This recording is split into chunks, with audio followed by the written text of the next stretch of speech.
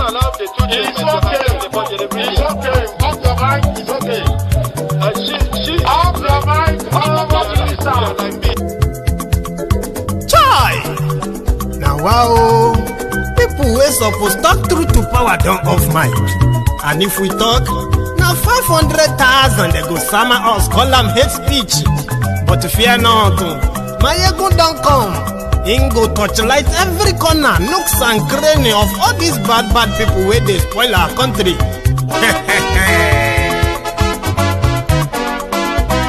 So my people make we laugh, oh, yo. My ego don't come, oh, yo. My people make we shout, oh, yo. My ego don't come, oh, yo. My ego don't come, man of the masses, oh, yo. My ego don't come, oh, yo. My ego diary politico, oh, yo.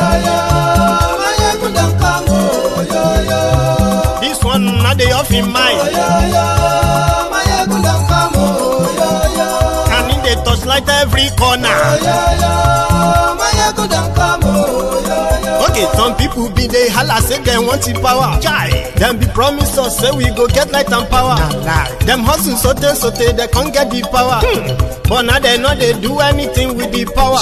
Every day dollar just they get the higher power over naira. Still them talk say make we off mind. But thank God say my ego don't come. So my people make you ladder, oh, yo. My ego don't come, oh, yo. My people make we shout, oh, yo. My ego don't come, oh, yo. My ego don't come, man of the masses, oh, yo. My ego don't come, oh, yo. My ego diary politico, oh, yo. My ego don't come, oh, yo. This one not they off in mind, oh, yo. My ego don't come, oh, yo. Person where they do evil, no one make person talk. Them say that my yegun, that man too they talk. He too they talk. Say my yegun diary, he they hot like pepper. But every day then they take money in bulk. Woman picking they the street they hawk. Still them talk say make we no talk. But thank God say my yegun don't come. So my people make you laugh, oh, yo. My yegun don't come, oh, yo. My people make you shout, oh, yo. My yegun don't come, oh, yo.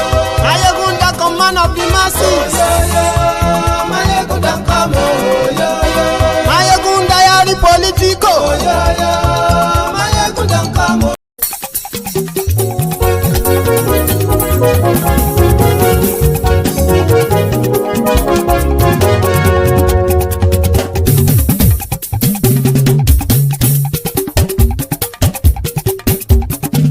Mayegun la wa mo la mo dodododo. Mayegun diary na he be number one. Mayegun la wa mo la mo dodododo. Mayegun diary na he be number one. Mayegun ti dé o ọ̀rẹ́ ara yìí. Mayegun diary na he be number one. Lórí Facebook, lórí YouTube. Mayegun diary na he be number one. Gbogbo bó ṣe ń lọ ni Mayegun já wa sí. Mayegun diary na he be number one. Àṣírí ọ̀jẹ̀lú kì í bò níbẹ̀ o. Mayegun diary na he be number one. Bó bá ṣe eré àní Mayegun máa wí. Mayegun diary na he be number one. Ó sì tún ṣe eré wàá gbọ́ níbẹ̀ o. Mayegun diary na he be number one. Mayegun diary politico. Mayegun diary na he be number one. Godfatherism kò sí lọ́rọ̀ Mayegun. Mayegun diary na he be number one. Ẹ farabalẹ̀ sẹ́ o kẹgọ́rọ̀ lẹ́nu o. Mayegun diary na he be number one. Àní Mayegun làwa mọ̀ tó dòdòdò. Mayegun diary na he be number one.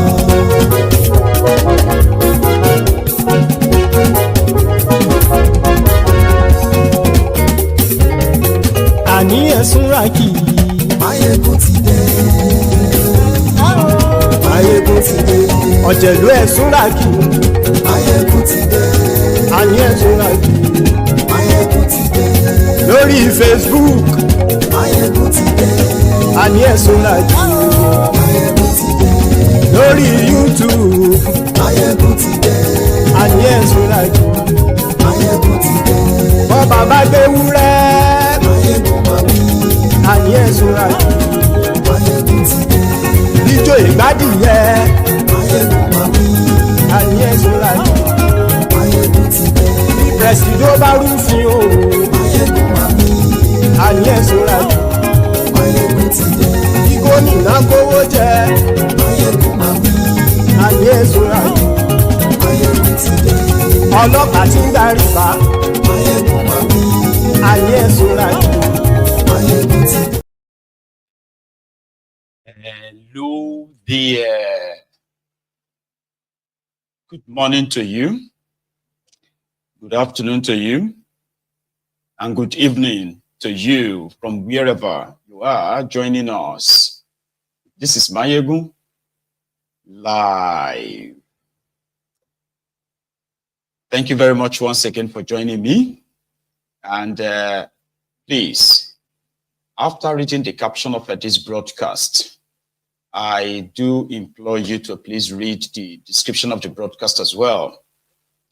Like it, share it, invite your friends, invite your not so friendly friends, and tell them all that Máyégún today, Máyégún is live.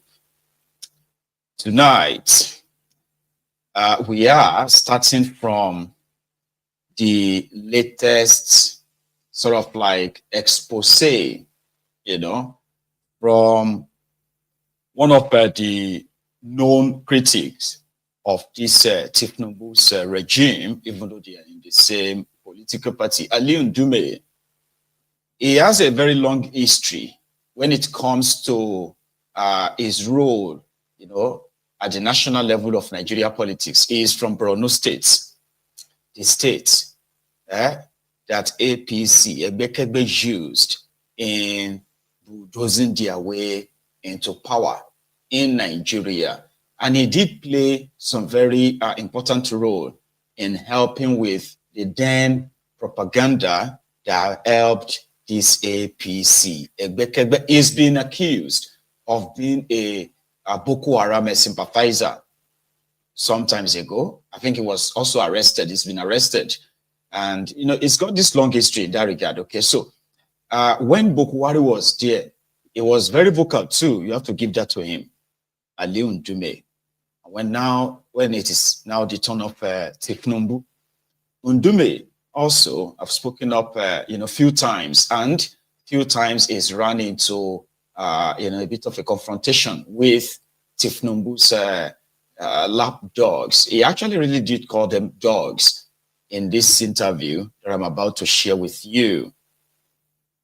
But the importance of this is that, see, when you come on Máyégún's Diary Political, and somehow you are wondering, because I've had people who have said that to my face, how do you get all this information? How did you manage to put them together to make them make sense? Like this and that, right? I've always been like, these are information that are always staring you right there on the face. But because people have been so distracted with so much, so they pay less attention to what they should pay more attention to. Now, people pay, sorcerers, so pay spiritualists and all that to either help them out of poverty or help them stay rich, kind of, in that superstitious contraption. Meanwhile, the actions and the inactions of the criminals in your government are the real devil. That if you can pay attention to their actions and inactions, you are likely, there's a possibility that people will be united when they understand the consequences of the actions and the inactions of these guys. Nigeria economy is tanked by Thiefnubu and his gang of rogues. During the Boko Haram's time, the time with this popular saying back then that Boko Haram and the Fulanization agenda, it was so absurd, right? That the idea of a federal character in Nigeria is that That means for those who carve or those who, who put together this charade called, contract this constitution, right? So to them, everybody, every part of Nigeria, right, they have equal rights and must have equal rights and opportunity equal rights and access to opportunities in the running of the affairs of the country. Simply put, as long as you are a Nigerian, for any government to be seen to have represented the interest of Nigerians, it must, at all level of government appointments or what have you, including jobs at the federal level, must be evenly distributed across the country. But that is not how the contraption works. Immediately Bukwari came in, you see, those who have used all means, including terrorism, to install a despot, right? A tyrant or a dictator. They called him a repentant dictator. That's what they said. They said it's now a repentant dictator. That was Bukwari, a tribalist to the core, ethnic jingoist, somebody who's Fulani, heritage or is Fulani lineage is so strong. His loyalty to them is so strong that it could burn down the entire contraption for all he cares, just for his Fulani agenda. That was how much it was obvious under Bukwari. And Thiefnubu came. And so far, so good, right? He's been accused, obviously, evidently. He's been accused of also filling his own regime, including agencies, parastatals, and other stuff, filling them up with the people from his own tribe, Yoruba, or the ethnic nationality Yoruba, which is also debatable, by the way, because a lot of people believe that he's actually picking up on some of his errand boys, and they are called city boys or Lagos boys. So Ndume is now raising the concern on that, accusing Thiefnubu right now of nepotism, something that he said, this is not even about his choice or what he feels like he can do. It is also breaking the law. Like I said, they have something called the federal character, section 14 of that their fake constitution, actually mandated the president to bring into his government equal representation from across the country. Anyway, the interesting part is that of the economy, okay? You see, he is not only accusing Thiefnubu of nepotism, which is obvious, no doubt. He's also accusing him of he's not even selecting or appointing the best brains. Do you understand? If you say, Nigeria is a lawless place anyway, so if you want to accuse him of breaking the law on one part, you may possibly say, well, on the plausible side, or, on the plus side, right, he's actually appointing the best brains in different fields. Rather, he is appointing incompetent lapdogs who are only out there to praise, to sing his praises. That's what Ndume said. They're talking about the economy itself. Ndume, again, another breaking of the law according to him. He said, Thiefnubu has taken a lot of loans. Some of them have been covered on this platform.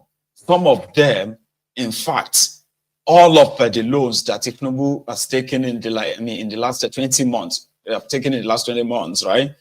The conditions attached to them, right? They are part of the reasons why you are facing what you are facing in that contraption right now. Economically, the devaluation of your currency, which they call the floating of your currency, removal of a subsidy, even though they can't tell you how much money they have actually saved from this removal of subsidy. Don't forget that.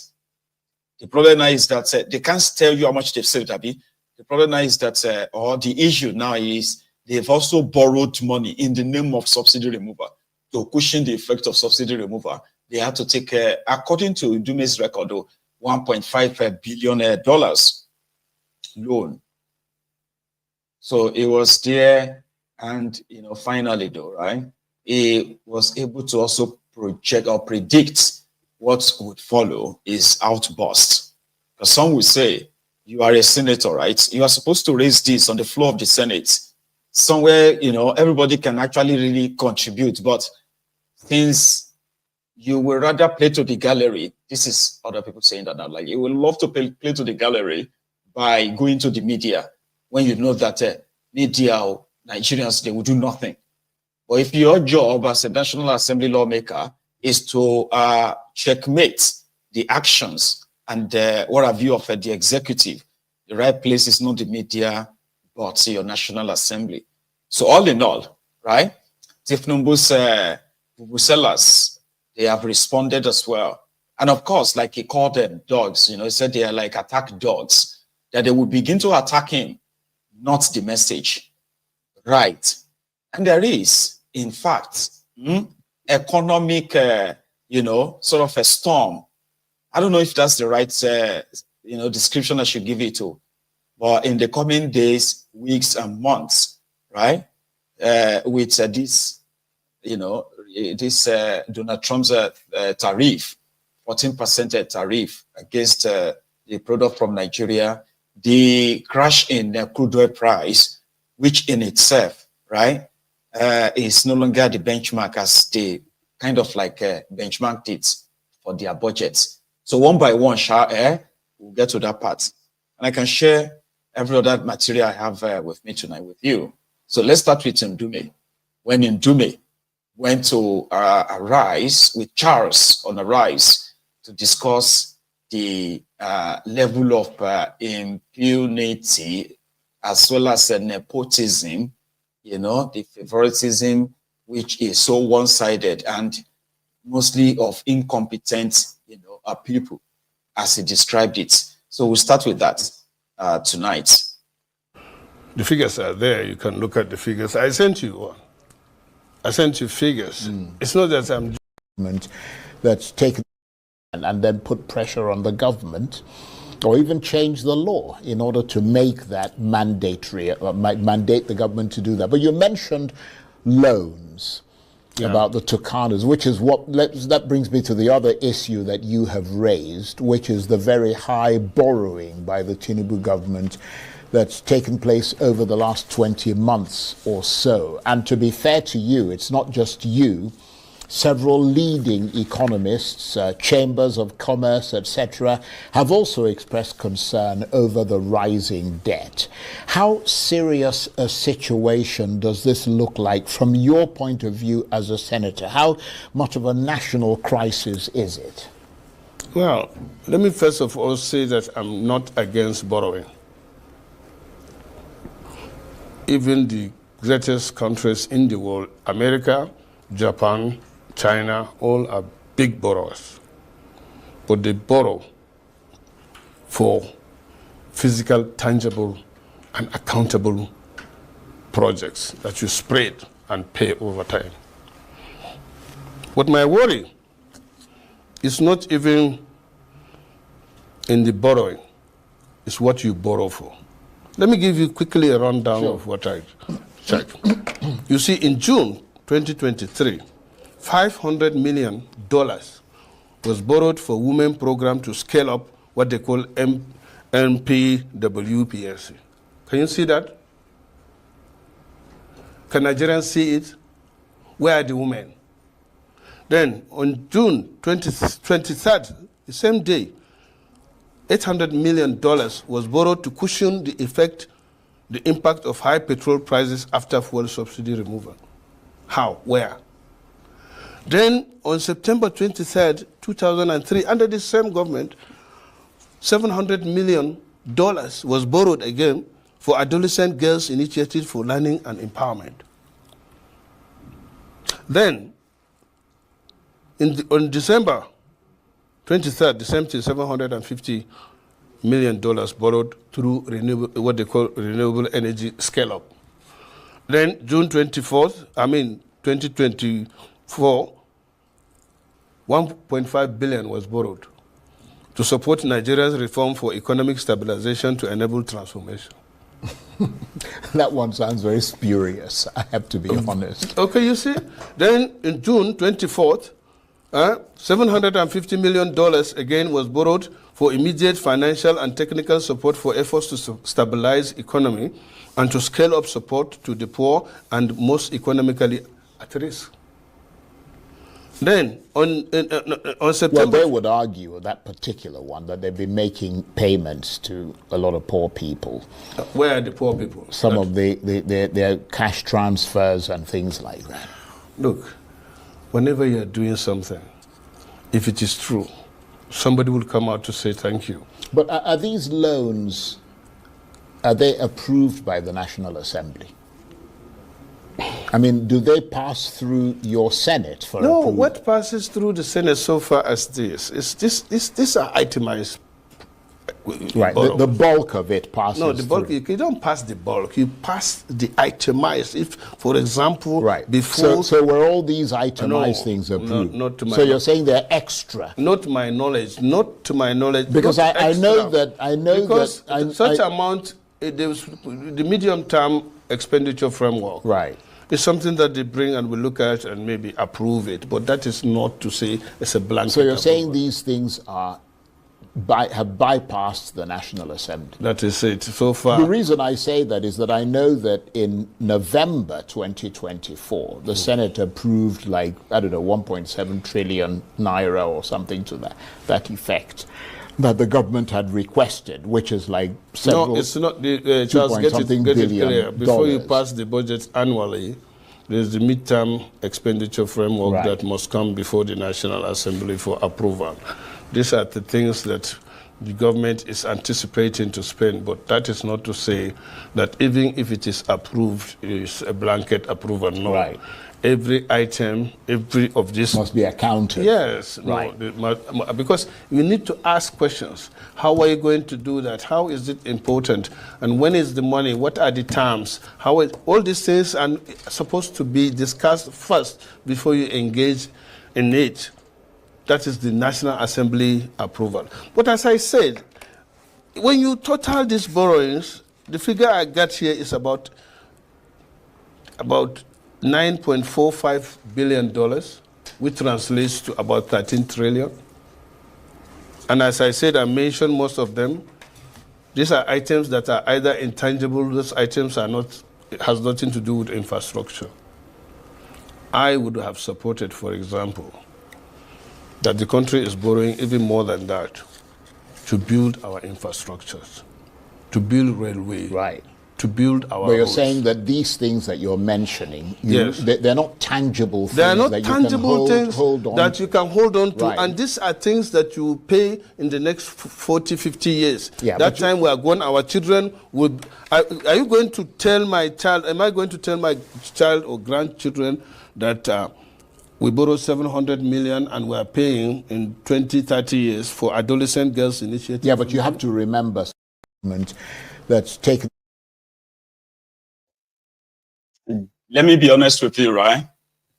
That is just a peripheral of what Thiefnubu actually borrowed. Is cherry picking them. And like he said, Thiefnubu's borrowing is not targeted at improving infrastructure, which in itself would then improve your economy. For example, power generation and other distribution, where you can generate more power in such a way that by now you will say, in another 2 years, in another 4 years, right? You see the power project that they borrowed, for example, let's say, you took $2 billion for let's say 100 or 200 megawatts of electricity. Well, no, that's quite a lot. $2 billion is a lot of money. So say 1,000 megawatts of electricity, right? And then you start the project, which is not a project that you have to say you finish in a year or a year and a half. So if you put something like that, say, well, we are taking a loan, and it is a loan of $2 billion to build 1,000 megawatts of electricity power plants, which would then be, like something like that. So it's, we are borrowing $5 billion to invest it in rail line expansion. For example, maybe for the first time, you have a proper rail network that will connect the eastern part of Nigeria to the western part of Nigeria. And for example, we are taking a loan of $5 billion, right, to complete the east-west road, and we want to toll it so that the time for traveling from this end of the country to this end of the country, including even like typical Nigerian, let's say, including the one they had from Sokoto to Badagry. So when you take such loans and they are attached to something, right, it is like you can easily say it is worth it, right, for development. Or you heard the ridiculous things they were taking the loan for, women preservation, something, right? There were so many other ridiculous things that they took the loan, but these are just the ones that Ndume is kind of like putting out. 13 trillion naira, his own estimates. Ndume, from all he listed, Ndume has not listed about $2 billion bond that these guys have written in the last 20 months. $2 billion. And they are always attaching what they want to do to economy, improving the economy, in stabilizing the focus of economy to development, $1.5 billion. To stabilize Nigerian naira against market forces, they went to take $3.3 billion from Afrexim Bank. Have you forgotten? That's also part of the deal. So in the last, that's not just that. What about the printed money? Ways and means. Thiefnubu and Kadobi Oduwole Befiole, they came together with this fraud, right? And they said, oh, Thiefnubu has paid off the 27.5 trillion naira printed by Bokwari. And he didn't pay anything off. Because right now, Thiefnubu himself has collected over 30 trillion naira. You heard me right, 30 trillion naira. Okay? For me, I say ways and means. This is what they did. Let me explain that to you again. When Bokwari was printing that money, which according to the exchange rate of that time, Bokwari printed over $50 billion. And there's nobody that can say this is what they used the money for. All right? So the Constitution says that the Central Bank of Nigeria could borrow the Nigerian government 5% of their total budgets whenever they are running a deficit.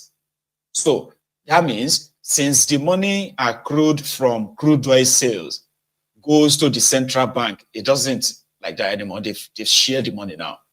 If you ask them how much has NNPC remitted in the last 20 months, they can't give you a figure. They will attack you. They will abuse you. But these are those who are making the economic decision for that contraption. Sure you get. So Bokwari printed $50 billion. Nobody, not a single person can answer the question, what did they use the money for in 8 years? But listen, Thiefnubu now has printed over 30 trillion naira, 30 trillion. With this today's exchange rate, that is over $15 billion. You heard me right? Right? So if you ask them, there are ways and means. Now, why did you lie to us that you have paid off the Bokwari's 27.5 trillion naira? Why did you say that? Now they said they securitize it, meaning it will now be like a future debt. So Thiefnubu will be like, oh, you know you, Thiefnubu, you see Nigeria, would have to start on a clean slate under you. even though this money has caused so much hyperinflation in the system, no real value, destroyed your currency, the naira. But you know something? We can wipe the slate clean for you, or pretend to wipe it clean. So this is what we're going to do. We are going to print some papers, print some words on papers that will say this debt of 30 trillion naira plus interest to hold by government of Nigeria, which normally has already broken the law. Everybody involved already broken the law, including Bukwari. Or you know you, instead of us to continue to add it to the debt, whatever we give you, instead of adding it more to the debt that you met under Bukwari, we just scribble some words in paper to say, in 40 years' time, if Nigeria is still existing, in 40 years' time, Bukwari's debt will be paid by the generation that exists then in 2020. Hey, hang on. 40 years, that would be like in 2065. So in 2065, the Bukwari's debt, which caused the inflation, the economic ruin that led to, which led to the economic ruin you are witnessing today in that contraption. So for Thiefnubu not to feel like, here you get, so this mattered, right? Let's just pretend it doesn't matter. So the money is out there. We don't know what they use it for, okay? But let's just say, you don't have to pay it back until 2065. Now we can start afresh with you. So right now, every money we give to you, we'll start counting it like this is the first money, loan, to be given to the government. This is the Central Bank of Nigeria.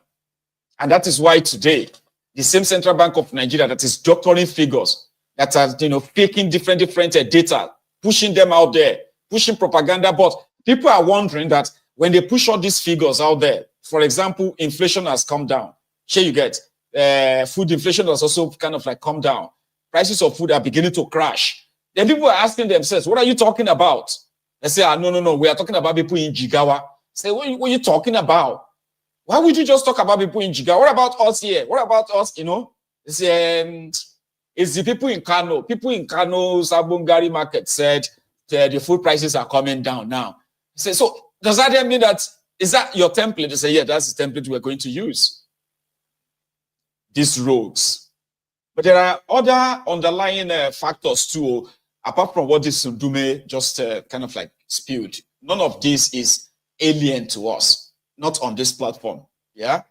In fact, sometimes when I am reading out some of these, debts and questioning what they want to use them for, and what they are, really doing is not investing in the future of anybody.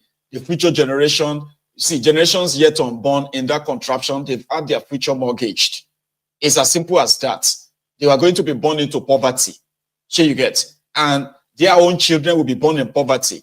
These guys have incurred debts that they signed to pay back for 100 years. How many of us are going to be here in 100 years? If this money that will be paid back for 100 years, if they have been invested genuinely in proper infrastructure, right, you will say, oh, well, this investment will pay for the loans in the future. The future generation won't really have to like, say you get, be born into poverty. But they are not investing in anything like that. Unfortunately, they are not. But there are other underlying factors, like I said, there are others too. Because you see that Zobo they sold you about Port Harcourt refinery, and you are still wondering, like, if now you get the crude oil, if now you get the refinery, how come that the price of a liter of petroleum, PMS, and diesel, how come they are still in this high, even more than Dangote's? Because there is no Port Harcourt refinery working. There is no Warri refinery working. The guy that put up the whole scheme and scam is the same guy that broke up at the NNPC of Nigeria and privatized it. They sold shares to themselves. Nigeria is paying the salaries of these guys, but they are also acting like they are private companies. I'm a company. So the guy that did all of that, who called himself CEO, you see, GMD is the official title of NNPC director, right? I've been a chairman. What do they call them? GMD, Group Managing Director, GMD of NNPC, right? Now, this guy created different office for himself. And then himself and his friends, you know, with Bokwari is like the Emefiole of NNPC. But somehow, right, they told him that they've spoken to Thiefnubu. Thiefnubu would extend his tenure. So he started putting together all these GPT projects that now the whole thing will come to light very soon. Here you get. So they said that he will get an extension. Unfortunately, Koolu disappointed them and he got sacked and he got replaced by a Fulani Yoruba from Kwara, Ilorin. So there are some of them who felt like the position of NNPC, normally, it is the entitlement of the Northerners. So Thiefnubu, this is part of why Ndume is talking now. Here you get that if you remove any Northerner from NNPC, you are supposed to replace them with another Northerner. So if Thiefnubu is replacing them with a Yoruba man or a Fulani man that has a Yoruba name from Ilorin, because don't let us deceive ourselves. You see, most of these guys who are like Fulani Yorubas from Ilorin, they actually see themselves as a Fulani than they see themselves as Yorubas. But that doesn't really matter. So this guy that Thiefnubu now appointed to replace Kyari shook them in their clique, within their group. They're like, damn. Right? They're now hearing the rumor again that Thiefnubu is going to sack Mamood very soon. I don't know how soon that's going to be. And he's going to appoint another Yoruba man. And the same way he's going to play them is likely going to just go to maybe Kogi State. You know, they call Kogi North Central, the same way they call Kwara North Central, right? And just pick a Yoruba man from there, and they will say he's from the north. I don't know. So they are hearing of that too. And that makes them feel like something has to be done. Okay? And don't forget too, some of the actions of Thiefnubu really affect these guys directly more than the others, okay? Ndume, for example, whose daughter is also working for the Central Bank of Nigeria. His daughter has been given a kind of like an offer. Are you going to relocate to Lagos as we are moving to some of these branches of NNPC to Lagos? Or do you want us to just pay you off, 1 year pay off, and then that's it, you don't work for Central Bank anymore? So I am pointing out all these other factors, right? So that when you listen to him, right, you just have them at the back of your mind in order not to be too swayed. But at the same time, right, just kind of see him as the window into whatever it is running through them in the entire coven that they called establishment in that contraption, right? Now, listen to this part. This is where Ndume really went for Thiefnubu's men. The party actually said these guys are not even Nigerians. They have dual citizenship, which means they are not loyal to Nigeria.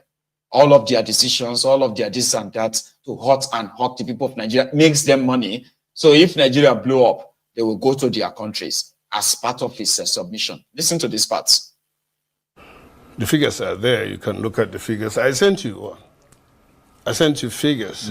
It's not that I'm just making accusations. And it's not that I'm saying, well, the president has no right to do that kind of thing. But there's a constitutional provision. Section 14.3 of the Constitution is very, very clear. When you look at it vis-a-vis the appointments made so far, and they are political appointments, if appointments that are professional, so to say, like you can't appoint somebody who is not a soldier to become the chief of army staff, or you can't appoint somebody that is not a police to be the IG of police. And you can't appoint such persons once they don't get to, they are not qualified. But then, when you come to look at political appointments, the Constitution is very clear. And it's because to avoid such infractions that the Constitution Section 14.3 clearly states that appointments, especially political appointments, should reflect the federal character. And that is not the case here. And all I'm saying is to call the attention of Mr. President to such infractions so that it can be corrected. Otherwise, these things can boomerang at a certain period of time. It's not. And I know, as you rightly said, people look at me as somebody that is critical of the government. I have the right to do that in the first place. And in fact, that's why I'm in the National Assembly in the first place. Collectively, we are supposed to oversight the acts of Mr. President and point out some of these irregularities. Absolutely. That is what we swore to do. It's not personal. I think I have better personal relationship with most of these people that are talking about Tinubu. And I can say in the North, if you count, not up to 5 people that have close relationship with Mr. President, Ndume is one of them. But that does not stop me from speaking the truth, and I have obligation to do that, especially when all of us know that at the end of it all, each one of us will stand before God, and God will ask him to account for what he is responsible for. You understand? And that's why I'm saying this. And besides, we are all in this government. What will we tell our people? When you have these figures out, it's already viral, it's already in circulation. But you know what? From now, after this interview, those attack dogs or MAGA dogs will start attacking Ndume, not the message. And that's why we always get it right. It is not about Ndume or me being a senator. As a Nigerian, I have the right to voice out all these things. Not only that, I have the right to even protest. I have the right. That is guaranteed by the Constitution. But from tomorrow, those so-called Tinubu boys or people will start attacking Ndume. Oh, he's a frustrated person. But I mean, the facts are there, though, aren't they? Yeah, the facts are there. These are the facts. I brought it here so that you can see it. I send it to you. These are facts. And I'm not the one that created it. These are facts extracted from what is going on there. But is it the generality of his appointments, or is it the more sort of juicier jobs? No. It's not about juicier jobs. It's about spread. It's about equity. It's about justice. You understand? And look, the coming of Mr. President is based on justice, equity, and fairness. And it is expected that he will continue in that direction to ensure fairness. You mean because he came from the South? Yeah. Yeah. That is one. But he swore as a president to be fair, equitable, and justful. That is what the president swore to be. But that is not what is being reflected in the events, whether he knows it or he doesn't know. That's why I called on his attention to look at these things so that he can do something about it. That is the issue. And now I'm also begging or calling those attack dogs out there to please address the issues. Rather than Senator Ndume. Rather than Senator Ndume, address the message. Because I know now those attack dogs who cannot, I repeat, defend the president when the chips are down. Why I'm saying chips are down, most of them, go and check them. I did my research too. I will come up with the figures. Almost 60 or 70% of them are half Nigerians. You know why? I accuse you of one time of being half. Don't even go there.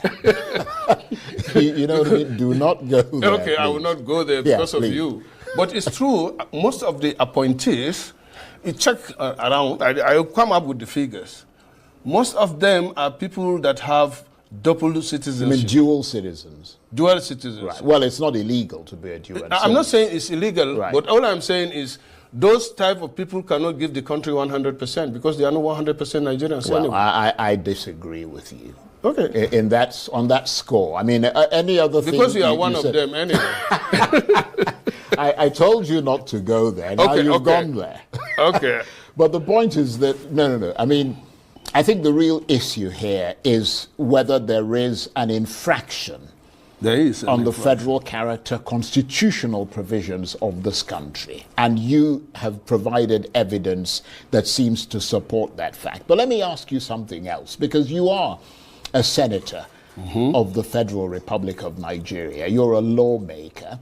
And part of what is involved in being a lawmaker is making just and equitable laws. It's not just a law, because I mean, if you look at it from a different perspective, people have a right to oppose a law that is not just, if it is shown not to be just. I mean, should it really matter where someone comes from as long as they are capable and competent in the job that they are chosen to do? No, not at all. Not at all. And in fact, I stood in support of that. I support the president getting, even if it is an expatriate, to occupy a certain position as long as it doesn't infract on the Constitution. On the Constitution. Right. But what he's doing now infracts on the Constitution. And worst of it, so far, not all, but so far, majority of those that are given those responsibilities are not discharging their so-called... So you question their competence as well? Yes, I did before. You're right. And I still stand on it. Right. Because we haven't gotten to where, or there's no kind of ray of hope in the country under the leadership of those. So let me be clear. Now let me give you. Yeah, okay. For how many years? All we hear is endure, it will be okay, it will be okay, and it's 2 years. And now, the main purpose of government is clearly stated in Section 14. Security, welfare of its citizens, and of course, other things that follow in Section 14 of our Constitution. We are far from most of them, especially the issue of security and welfare of citizens. There's no amount of this hullabaloo that they are doing out there that if the president doesn't do something to make Nigerians feel and see, not to just hear and these figures turning out. No. There's this Hausa saying that if you tell a dog that there's party in their house at home, he would ask you to let me see it. And that means let him see that the party is going on by maybe getting bones or the meat or something. But when you say things are all right, and Nigerians are still out there yearning that things are tough, and you know things are tough. You yourself know that. Well, let's turn to Ndume calling to question the competence of Thiefnubu's appointees. I mean, he should all call, majority of them, call to question their competence. Was it not just yesterday? One of them was on, I think it was on Arise with the Shum, and he said, I'm talking about Tokwe Fashua, right? The one that said, you can eat with 1,500 naira in Nigeria, but you cannot eat with $10 in America. And people have been kind of like calling him out. What is wrong with this one? How can in America, do you know the minimum wage in America? Do you know this or that? Do you know that those who are unemployed, even in America, as Americans, in America, they still get state support. They have access to, people should have been like, the way they don't go to Arise News again today. This time, he has doubled down, but he has increased it to 2,500 naira, in which many people are actually questioning they're questioning the state of mental health of Tokwe Fashua. They're like, have you become so blinded? Right? Well, the same guy who pretended to be on the side of the poor people or ordinary people just about 5 years ago or 6 years ago, where you wanted to be president too. Like, what the heck? Was that all just like, a drama or a make-believe kind of a thing? Because how detached or how far detached do you think you are to not understand the cries of the people, right? Apart from the fact that cost of living, is like, killing them, fine. So even come by anything that is going to give you a steady income of, to be able to even afford that 1,500 naira, it is that bad. But you're so detached that he has increased it now to 2,500 naira. I said there are places you can eat with 2,500 naira in Lagos. So things are not really great, but at least it's not that bad too. That's what he's saying. So yeah, I would call to question the competence and including mental health of those who are with Thiefnubu, if you can see one of them. Understandably, you have a lot to say, a lot to say on this topic. You speak about these gains, but here we are talking about the average citizen, the common man. Yeah. And that's why we refer back to that conversation about the PPP and a meal for $1, because we're taking this conversation back to the majority of Nigerians. Yeah. Now, since we want to use economic terms here and we want to have let's have, because you said that it was an elevated economic conversation that you had, where you said in Nigeria $1 is still enough for a meal. Well, in the same Nigeria in 2022, the GNI coefficient, which I'm sure you're aware of, the measure of inequality in a country, for those who may not be aware,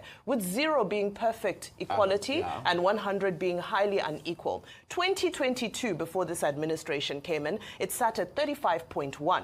By 2023, the end of 2023, after this administration and its reforms came in, it now plummeted to 48.9%, meaning that we can justify all of these reforms and the petroleum sector is working, whatever. But the truth on the ground is that the disparity between the 10% of Nigerians who are holding on to over almost 40% of the wealth of the country and the other 50% who only own 20%. Yeah. No.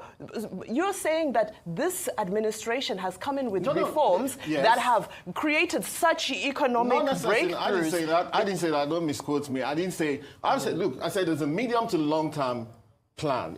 So we can accept that in the midterm we have plunged people into poverty. Part of what in the short term, I also mentioned in Nigeria. I mentioned the US, for example, which is in Nigeria. In every country in the world, the US does not have the level of inequality that Nigeria does. I think you should check. The US Gini coefficient is at least 51%. It is not. I did my research. I even wrote an article on this. I was going to ask you where your number came from. World because Bank. I was, World Bank, either World Bank or CIA, let's know. But the point is that Nigeria had always been around 35, and Nigeria was one of the least unequal countries in Africa. The worst country in inequality being South Africa. Even in South Africa, which was standing at about 62%, it has got worse. But do these countries not have, but they have social security nets. In the United States, you can go to the hospital. That the government, you can go to Dr. school. Abati mentioned. So can I go to the hospital? Absolutely. For free? Depending on and where you treated? live, absolutely you can in Nigeria. School? Health is free. School is Running free. water? You went to a private school. Running water? Reckon. Now, probably not even in Nigeria. We have our challenges anyway. But let's and this takes me back to the issue of 1,500. Remember, please, and please. As against those who have been misquoting and sensationalizing, and all, nobody is saying there's no poverty in Nigeria. In fact, luckily for me, I got people sending me videos from Lagos to Maiduguri showing that they actually ate for 1,500 yesterday. If you're earning minimum wage and you're struggling in life, you have to make choices like that. In fact, I personally was somewhere in Lekki yesterday, precisely Black Bell. I saw that someone could eat for 2,500. For Black Bell. 2,500, even in Lekki Phase 1. I didn't know where to go. Someone just took me there because I had another interview. People can't afford that. So yes, now. People can't afford that. I agree, but I think that empirically speaking, my statement was correct because indeed people. And I said something. I said 1,500 is a lot of money to a lot of Nigerians, and that's because I acknowledge the fact that a lot of people are down on their luck and poor. So if saying 1,500 is a lot of money is not a mockery of those who see that as a lot. If you are leaving this place now and you gave the security guy 1,000 naira, he will appreciate you. He will have a meal on that. And that's what I'm saying, that a lot of Nigerians are in that category. And again, remember, I said my raison d'etre, my reason for shooting on this is to say that, listen, the private sector and even the government sector must be put under pressure to understand that this inequality is increasing, as against what it was before. In fact, the most equal country in Africa was Algeria. You go to Algeria, Tunisia, those guys seem to have a system that works for them. Egypt isn't doing as well. The most unequal being South Africa and Namibia, you know, where you see some very high, which compares with the United States of America. But we can't rest on our oars, Rotus. You know, we can't rest on our oars. We know there's a problem already because, again, post-COVID, and, you know, when something as cataclysmic as COVID happens, sometimes it takes 10, 20 years for you to come back to. We're hoping that the President Trump's experimental governance this time around will not set us back even further. That's the topic for sure. As one of those who are well-paid mouthpieces for Koolu, Thiefnubu, or talking about Trump, by the way. You've been hearing about Trump's tariffs this, tariffs that, you know, it's really, really a tough one, you know. It is like a wreck ball going through, you know, the hours or going through a whole mode. That's exactly what this time around America First of Donald Trump is like. He has put so many of the, you know, old-time American allies on these serious spots, you know, where, according to him, we have ripped Americans off for far too long. We didn't pay our dues, according to him. He said, you see, because businesses could access cheap labors abroad, right? And at the same time, you see, some of according to him, some of the American stuff, when they go to other countries, they get so tariffed, right? But the same thing is not applicable to other countries' stuff going into America. So in Donald Trump's way, and the Americans' deficit as it is, he has been, you know, dashing out tariffs, right? Like lollipops to different countries, okay? So that of Nigeria and how that really may affect you see, is this. In a layman way, because I want to explain it to you, if you are living in Nigeria, it is not like anybody would have to scare you with any hardship anymore. You're already going through it. But what this simply means is that in the long run, there are some certain things you should be aware of to remind you that there is no way out anytime soon. There may be as well, but I'm going to just do this in a layman, layman explanation. Okay. So tariff is like the, the tax or the taxes that you apply to any product coming into your country. And people do this for so many reasons. For example, Nigeria is an import-dependent country. Nigerians are importing from all over the world. Now, I don't know if Nigeria operates based on their bilateral relationship with all these countries to determine how much they are going to charge you when you bring stuff into Nigeria. I do not know. But what I found out is that the way Nigeria operates, or Nigerian customs and all that operates, and Nigeria as a country, when it comes to importing stuffs into that country, there are so many stuff that have, as much as 85% kind of like taxes on them. You can call it excise, the duties, they can call it custom. I think it's the same as custom and excise. Okay, custom and excise duties. West African ECOWAS, something tax as well. Like they shall have all those. So in the long run, right, it simply means that from my own findings, Nigeria currently applies averagely, right, about 54% tariff on what is being imported from America. But America said it's 27%. So Nigeria, by Donald Trump's announcement or pronouncements, Nigeria applies 27% tariff on American products. And Nigeria doesn't really produce anything to export, unfortunately for them.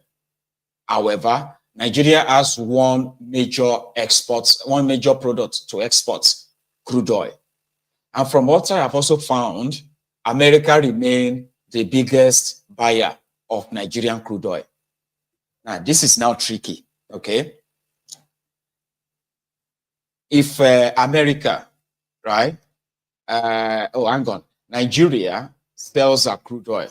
And at the same time, Nigeria goes abroad to buy refined crude oil, like refined products, into the country. Until now, that you have Dangote that is also importing crude oil from America. So how does this 27% works? Sorry, 14% rather. So that simply means that, you see, any American company that is buying Nigerian crude oil, Brent crude, right? And then, exporting or importing them into America. So that simply means they would now have 14% tariff applied, right, to what it takes to bring it into America. And remember, America also happened to be one of the world's largest crude oil producer, just for your information. America, on the last check, by the way, America alone, they are producing more than 8 million barrels of crude oil every day in America, even though they are also still the biggest lifter and buyers of crude oil all over the world. I just don't understand how that would kind of like work for them. Anyway, Sha. So in America, some of this drilling of crude oil, which has kind of, encouraged environmentalists to campaign against, this fossil fuel, they call it, right? In America, before Trump, their governments kind of like banned fracking, crude oil stuffing to some extent, okay? So which reduced their oil production. So them, they're like, you are the United States of America. You can pump as many oil as you want, like 50 million barrels a day, 20 million barrels a day. So if that should be the case, what would then happen is that now that the crude oil price is already like crashing from from about $80, $86 to a barrel, now down to $64 to a barrel. Here you get. So with Donald Trump's tariff, would American buyers of Nigeria crude oil, would they still be willing to go bring crude oil from Nigeria to America? And would Nigeria reciprocate? For example, Dangote that is bringing crude oil from America to refine in Nigeria, is Nigeria government actually applying the 27% charges on that? And what about other American products like, these are personal stuffs now, like in fashion, alcohol, drinks, medicals, and all of that stuff, right? So I did my findings, and I'm just going to kind of give them this, like I said, averagely, each tax on imported stuff into Nigeria is somewhere around, 54, 55%. They're about 52, 54%. Okay. Meanwhile, average, that's average. Like if you have to put everything like, yeah. Meanwhile, on some imported goods into Nigeria, there are taxes as high as 80, 90%. In some cases, you have to like pay almost the same thing. For example, cars, you have to pay almost the same thing that you paid for the car in clearing the car in Nigeria. So you get. So what does this mean in the long run? Here is Jumoke Oduwole, who happened to be Thiefnubu's Minister for Trade and Industry, right? How are they reacting to it? Let's listen. Honourable Minister, thank you very much for your time. Let's jump straight into it. The United States has placed a tariff of 14% on Nigerian exports. In comparison to other countries, we are not the hardest hit, but this is still considerable. This is still noticeable, and it is expected that there is going to be some form of a relatively negative impact on Nigerian exports, on Nigeria's ability to be internationally competitive when it comes to the official position of the Ministry of Industry, Trade and Investment. What is your position? How are you feeling? The U.S. is a long-term trading partner, strategic. Most of our exports to the U.S. is oil, and that's under their AGOA right now. So Nigeria is really in quite a good position. We have to also think about our second largest fertilizers, urea, lead. Those are businesses that have been growing in market share. This gives them uncertainty. This gives them a disruption. to their operations. So we're working with those types of businesses. We're also looking at our MSMEs. They are not covered by AGOA. It's just about 2%. But for businesses that are US focused, this will be a disruption to their businesses. So we're also working with them to diversify. Nigerians export to over 250 countries. We're very much bullish about the AFCFTA and enabling our exporters to really take full operationalization of that agreement. So those are some of the strategies. Looking across the world as well, as you know, Mr. President has been working on generating investment from different countries across the world since May of 2023. And what that means is that a lot of G2G agreements, so we're working on a SEPA with UAE, we've been working on also with the US, the ambassador, we had a meeting just last week. So trade is a continuum.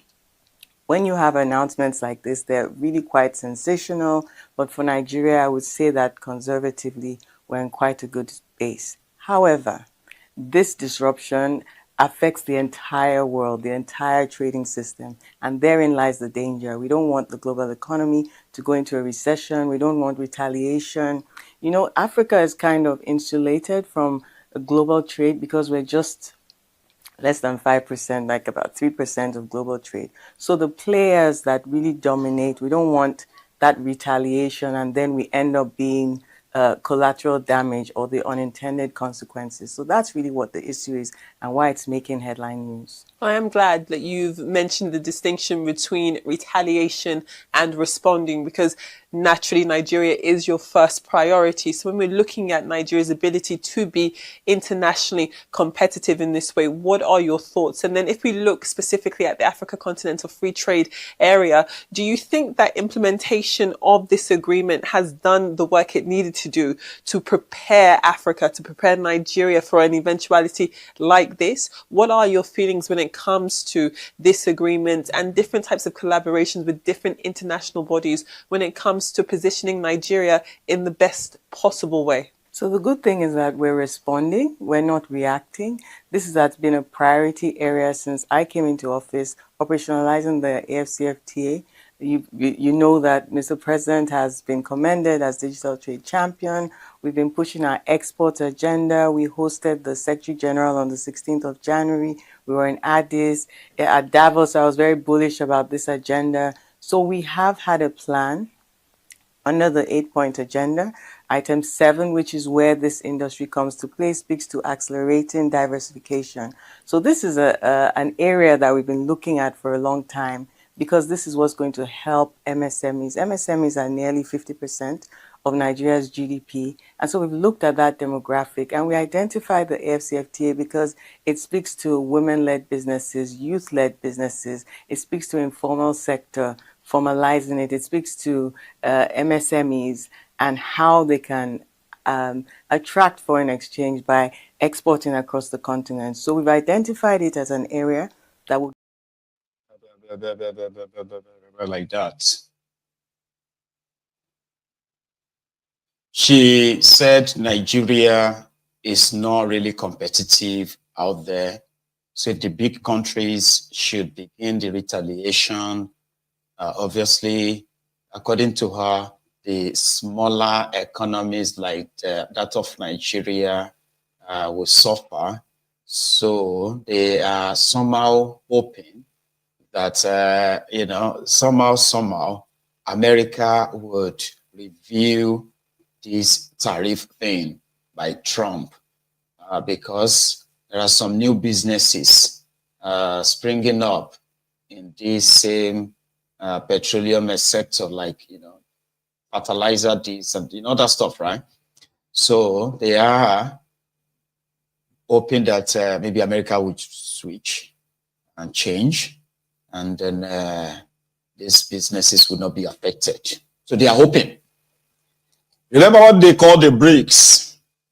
Remember the time when Nigeria was invited to come and join them in BRICS? These are countries who feels like America's dominance, right, has outlived its kind of like its relevance. So they wanted to start their own different economic bloc, the BRICS. I think it's pronounced as Brazil, Russia, India, China, South Africa, and other countries who have joined them. So when Nigeria, we thought Nigeria was threatened, right? Never to join, because Nigeria always kind of joined all these bodies like non-allied members, you know, like be like non-allied member of this group. So some said, or obviously, like, you know, some of these African countries, some of them have already found their ways into the warm embrace of China, even though China is also pretty much up there with America on this tariff trade. So normal, right? You would think, which could have been a good thing, right? You would think maybe Koolu should go and see Trump. What do you think? So go and have a chat and be like, you know what? Back in the days, America used to have these preferential kind of like deals for developing countries, struggling countries. You know, America being the big brother. That is what Trump says no longer exists. All right? And it's a big stuff, even in America right now, because people believe that Americans are also being affected by this tariff war and all that, while others believe that in the long run, right?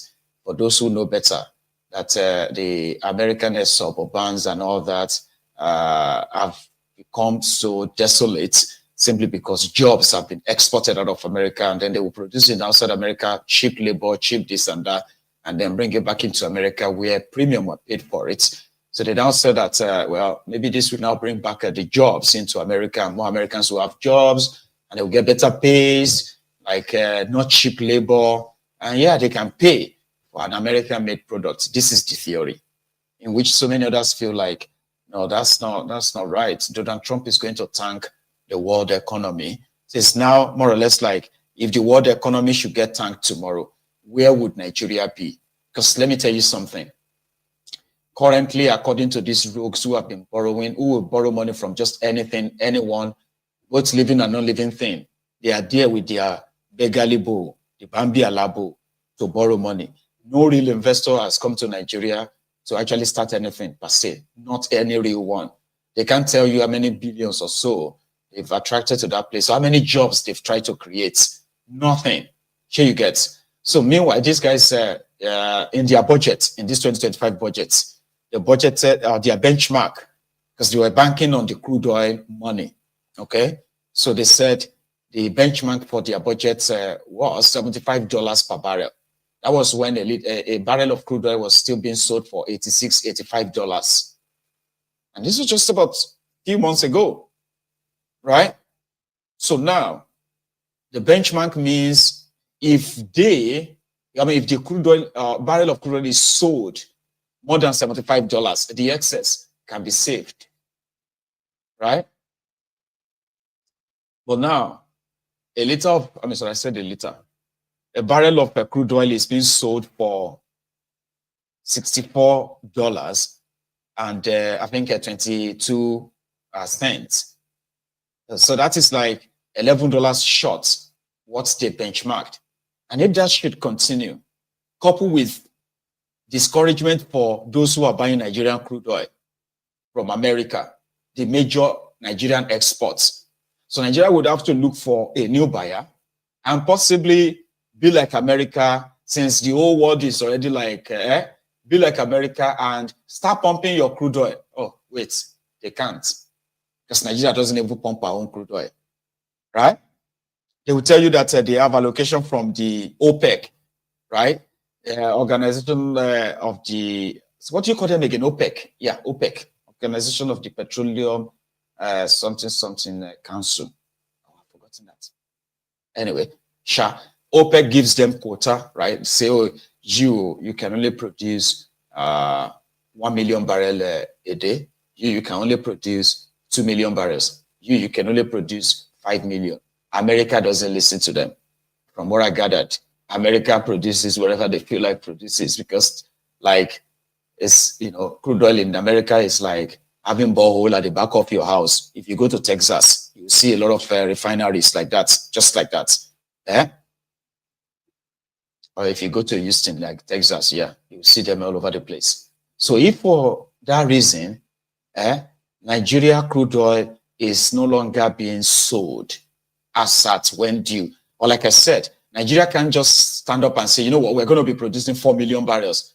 Because now royalty Nigeria, they collect from crude oil. Nigeria is the only oil producing country in the world, right, that doesn't actually extract our own crude oil. Rather, they sold the oil blocks to different bidders and even to some of their own concubines who would then resell the same oil rigs to the international oil companies, IOCs. International oil companies would then bring in their own equipment, go and look for this location, drill and drill and drill until it becomes like a proper rig where they can begin to explore crude oil. And then they will have to give Nigeria 45%. Saudi Arabia, they have the technology that they are extracting their own crude oil. Angola, they have their own technology. Oil producing countries, they have their different technologies to extract their own crude oil. The giant of Africa, the crippled giant of Africa, Nigeria, doesn't. So if Donald Trump continues with this stuff, it is beyond just the trade for those businesses from Nigeria that are going to, I don't know if there is any, or if there is any business in Nigeria that is targeting American markets. So you have this order to cross, which eventually will probably eat more into your own, profits, so to say. So if they now stop buying the crude oil and the money stop coming, and the price of crude oil keeps crashing, also recession that some of you think you've left, you haven't, but I mean, right? So that's why I said the whole future is so blurry.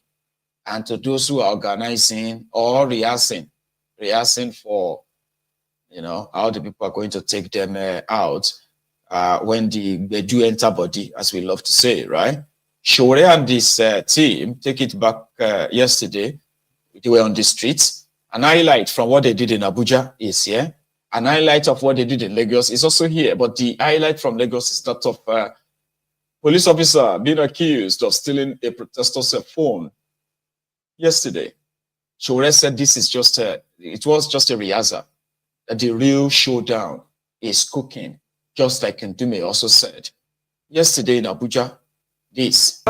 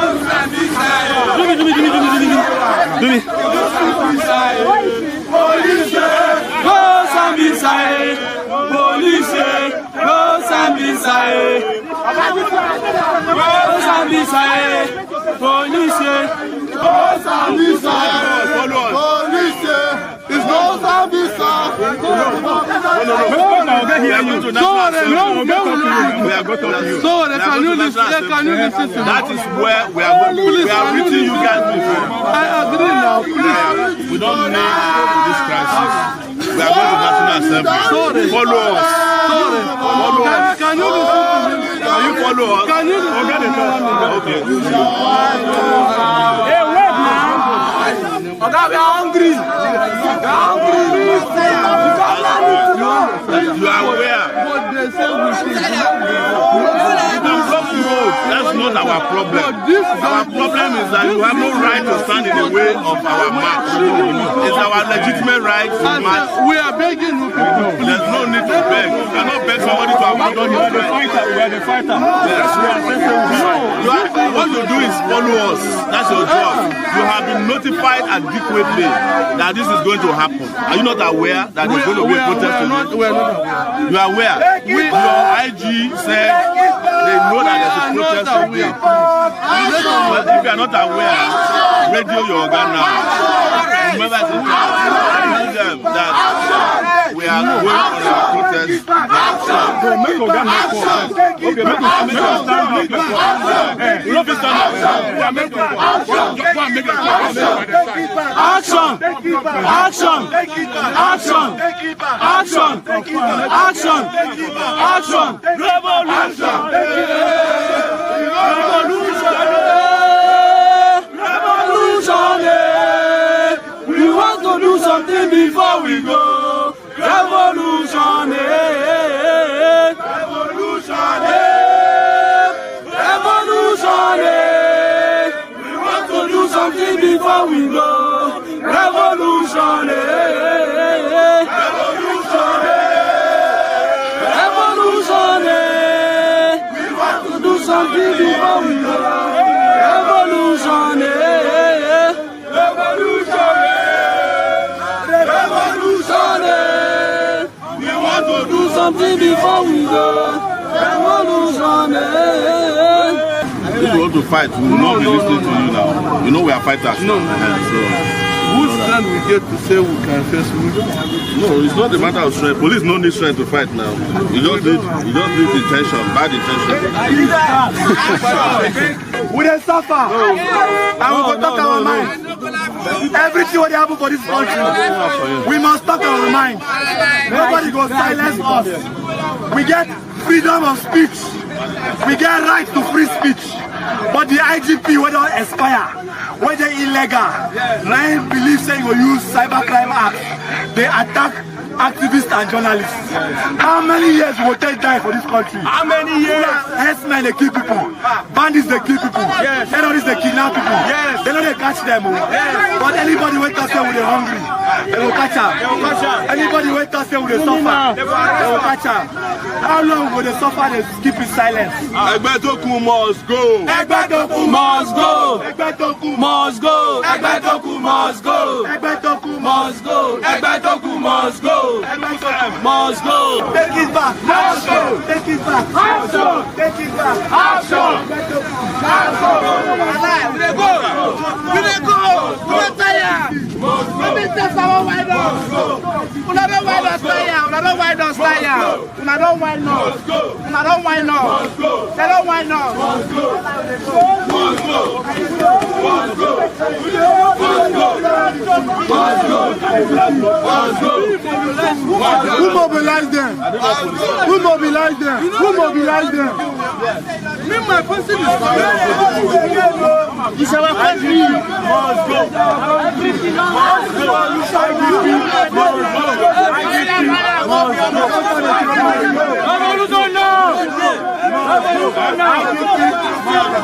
IGP must go. What is the meaning of that? What is the meaning of that? We are not scared of them. We are alive. Yes, we are ready. This is our country. We are the citizens of this country. They can stop us. Yes, we are not scared. We are not scared of. We are not scared of any party. We scared that you tell them to stop us. Yes. Yes, we will go to we don't go to them. We don't go to them. Must go. Must go. Must go. Must go. Must go. This is our Nigeria. Must go. This is our Nigeria country.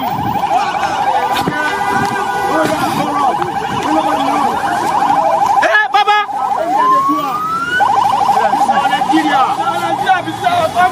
This is our Nigeria.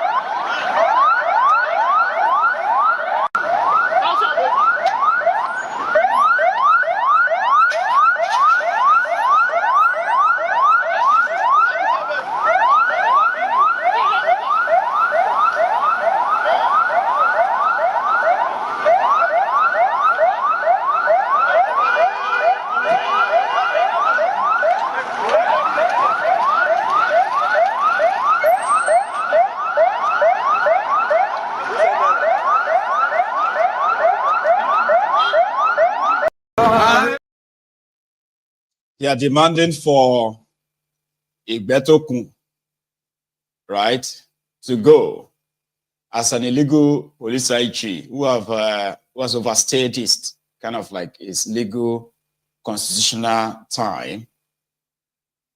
Thiefnubu extended his stay.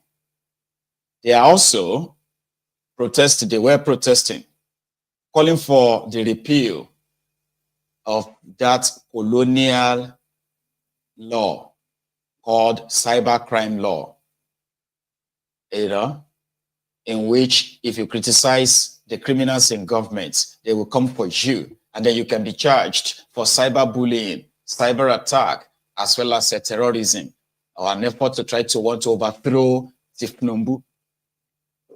So they're protesting against that. And of course, reminding them of the hardship in the contraption, in which one day, according to them, right, the people will take charge of their own destiny. They will fight. And then not even the battalion of police, what have you, will be able to stop them. Talking about police as well. In Lagos, the protesters had a very brilliant day because it was kind of like impressive outing until the one of the protesters accused one of the police officers sent out to stop them from advancing into the Status of Assembly, Lagos Status of Assembly, right? And then one of them just stole somebody's phone. Then this happened right there. So they are saying a police officer have recognized a police officer that during the NMAC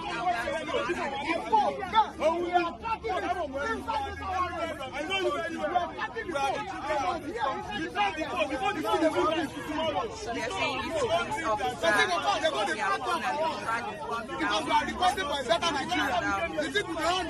we have families abroad. My brother's been in South Africa for 7 years. He's a citizen of UK today. Everybody wants to escape Nigeria because Nigeria is killing us. This is not a nation. Why do you think people want to leave? Because we are not. Why the need for the high rise in Japa syndrome? The reason Nigerians are in Japa is because Nigeria is not habitable. Nigeria is security people. There's no job. People are retired. If Nigeria was good, they won't leave. What's your name, sir? What's your name, sir? My name is I'm a graduate and I know what I am doing, right? Do you have other things to tell us? Other demands or your grievances against the government? We are here. We identify a police officer that stole our phone at our last protest. Yes. Yes, today we are just going to do it personally. Because you do it without this gun, they are nobody. If not this gun from them, they can't stand us. You know that you can't threaten a police officer. That's not right. This is the point. What we are doing today is, we are telling government to stop the Cybercrime Act. You understand? This is democracy. You have the right to express your desire. So they don't have the right to stop us. Look at all of them. They're actually suffering. Are they looking fresh? No!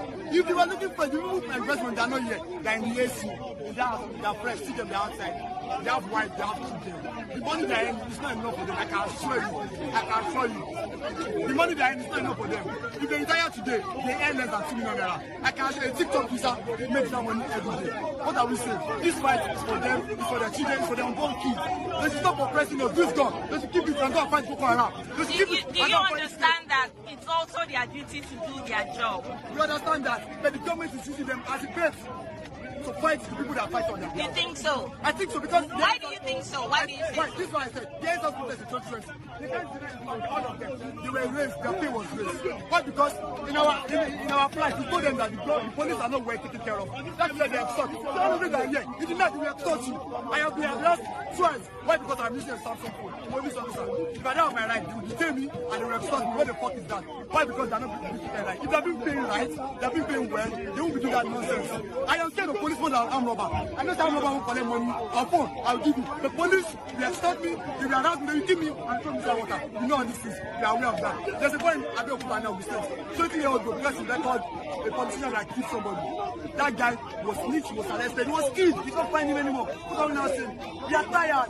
If this country was good, people will not jump up. Can you imagine, this is my father's country. And why should I live? Why should my dream be? I want to live in Nigeria. My dream should be, I want to become a medical doctor, I want to become an engineer, I should make Nigeria better. Not that I want to live in Nigeria for UK. That's what I say. They are using them to fight off. See, God, these guys are fucking expensive. If Nigeria was good, they wouldn't need to buy expensive gun. I think you guys will just gun now. About 6 different laws. It's very expensive. What I would say. Depends on them. Most of their kids, their parents, they are suffering. That's what I'm saying. All right, thank you so much. Because everybody is facing it, except those who are lucky enough to be closer to those in charge of the contraption, one way or the other. And like men or women or everybody is out there trying to, burn as many kind of like hours as possible, just to be able to at least eat themselves. A lady conductor, a bus conductor, which the lady in Lagos, is now, her video has made it to these viral collections on social media because she was brutalized, unfortunately, by one of the Thiefnubu's thugs in Lagos. She stood her ground, kind of like arrested this, abuser, and the videographer also did a wonderful job by following them to the end of the whole fight, right? While others are trying to make legitimate living, there are those that the system has created, right, to live off other people's sweat. And they are becoming more and more violent towards the same people they extort every day. Or a woman, why would you do this to a woman?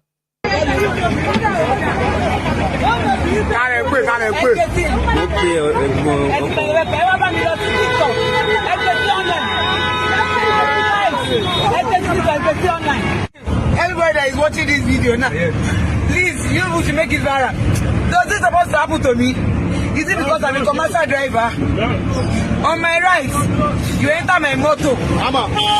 I carry this guy. You know the rich run.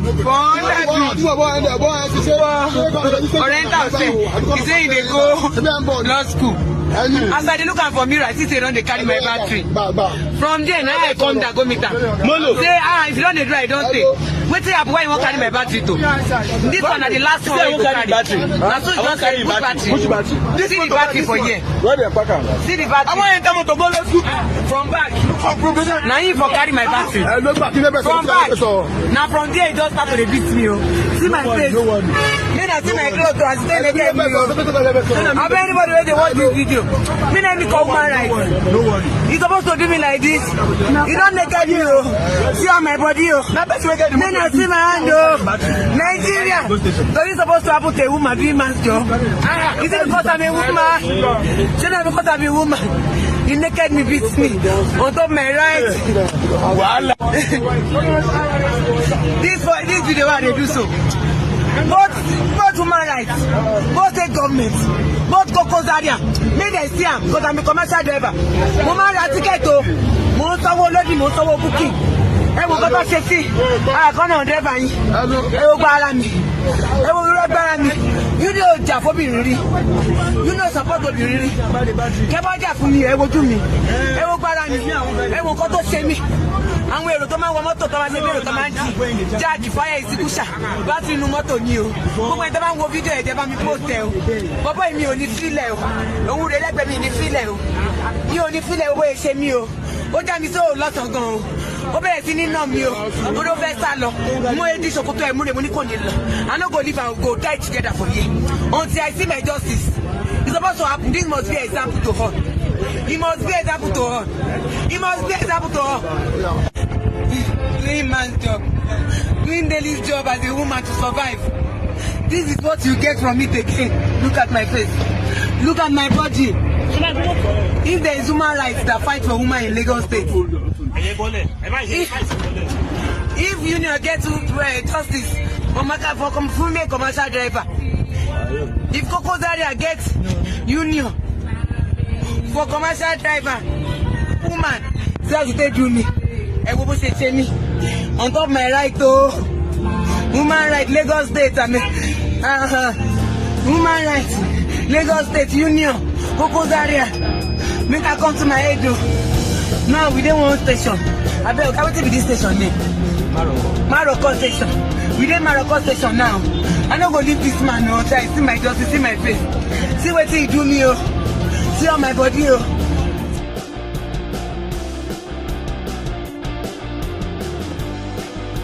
I'm see on my hand. Òun ni o, egungun gbára mi. Egungun gbára mi, gbogbo èṣe mi o. Gbogbo èṣe mi o, gbogbo èṣe mi. Leave him. Hello, hold on. Have a slide. Hey, my warrior.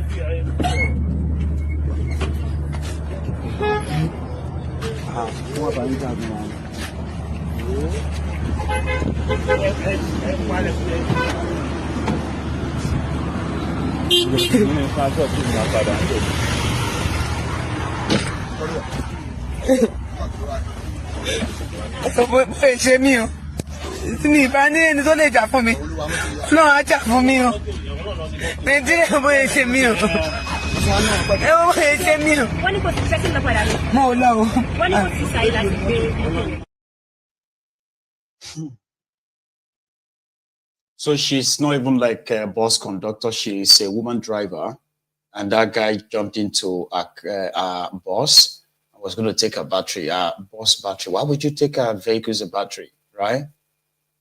And why she resisted him, he assaulted her that much that you could see all the, the injury and all that in that place. So, go to the farm. Now, Fulani terrorists going to chase you. This is our Reverend Imafidon. They just passed me a few minutes ago at Buluku, only to reach Obio. They ran into herdsmen, Fulani herdsmen. They carried him, carried a lot of, even his bag. They break his head. Look at him. Look at my pastor that just passed me now. Look at, they gave him sand to eat, but God save him. Look at his cloth. They tear his cloth, new cloth that he wear. I greeted him a few minutes ago. The cloth, the bag containing the money he has, both handset, everything. They have carried it. So look at the sign now. Look at now, Fulani herdsmen just carried him and this woman. Look at the other woman. They have 3 persons. Look at them here. So this is obvious by Ezechime. By Ezechime secondary school here. There is this. From church. So he's just coming back from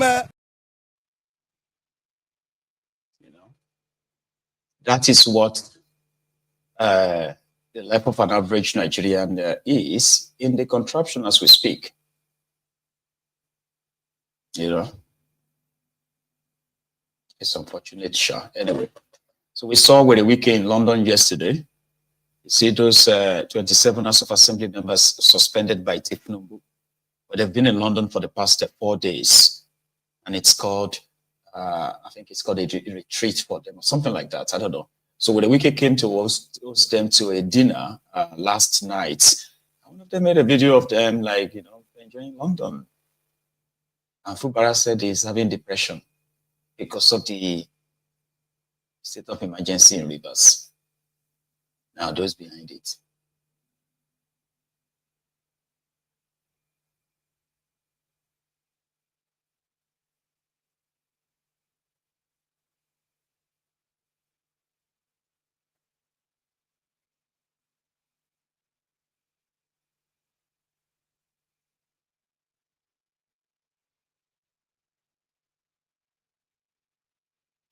Everything is working very well according to plan. But there's a video of this guy called Asabuja. How many of you remember Asabuja? Is said to be one of the repentant terrorists of Niger Delta, like he's militant. And according to Asabuja himself, he's standing behind Fubara. And if Werewike want to move mad, they will move mad with him. These were his words. Months ago. But since that is changing now, because I couldn't make anything out of this, his new video, and I don't know, it's like he's playing it down now that, or probably like excusing himself from Fubara, because is like talking about them only fighting because it is politics and nobody should get in. Something like that. But, you know, now that they have a state of emergency in which the supposed administrator is also saddled with the responsibility of just naming anybody who is a troublemaker, right? And whatever it is that they are benefiting from, their contracts from the same government of Nigeria would not only be lost, they will likely lose their own freedom too. Abi, could you make any sense of this, guys? When they see bad thing, call them bad thing. No carry God come into politics. God has nothing to do there. Because politics is a dirty game. Geo, make them do 100 days fasting. You want to kill people? 100 days fasting, say something will change. I don't just know why we no go think. Dubai do how many days fasting for their country today like that? I be asking this. I not come to destroy. I not come to spoil. I come for peace. Tinubu, they make it way for himself for 2027. You will want to keep quiet. Keep quiet. So nothing concern the Kwara and the job. This is a political game.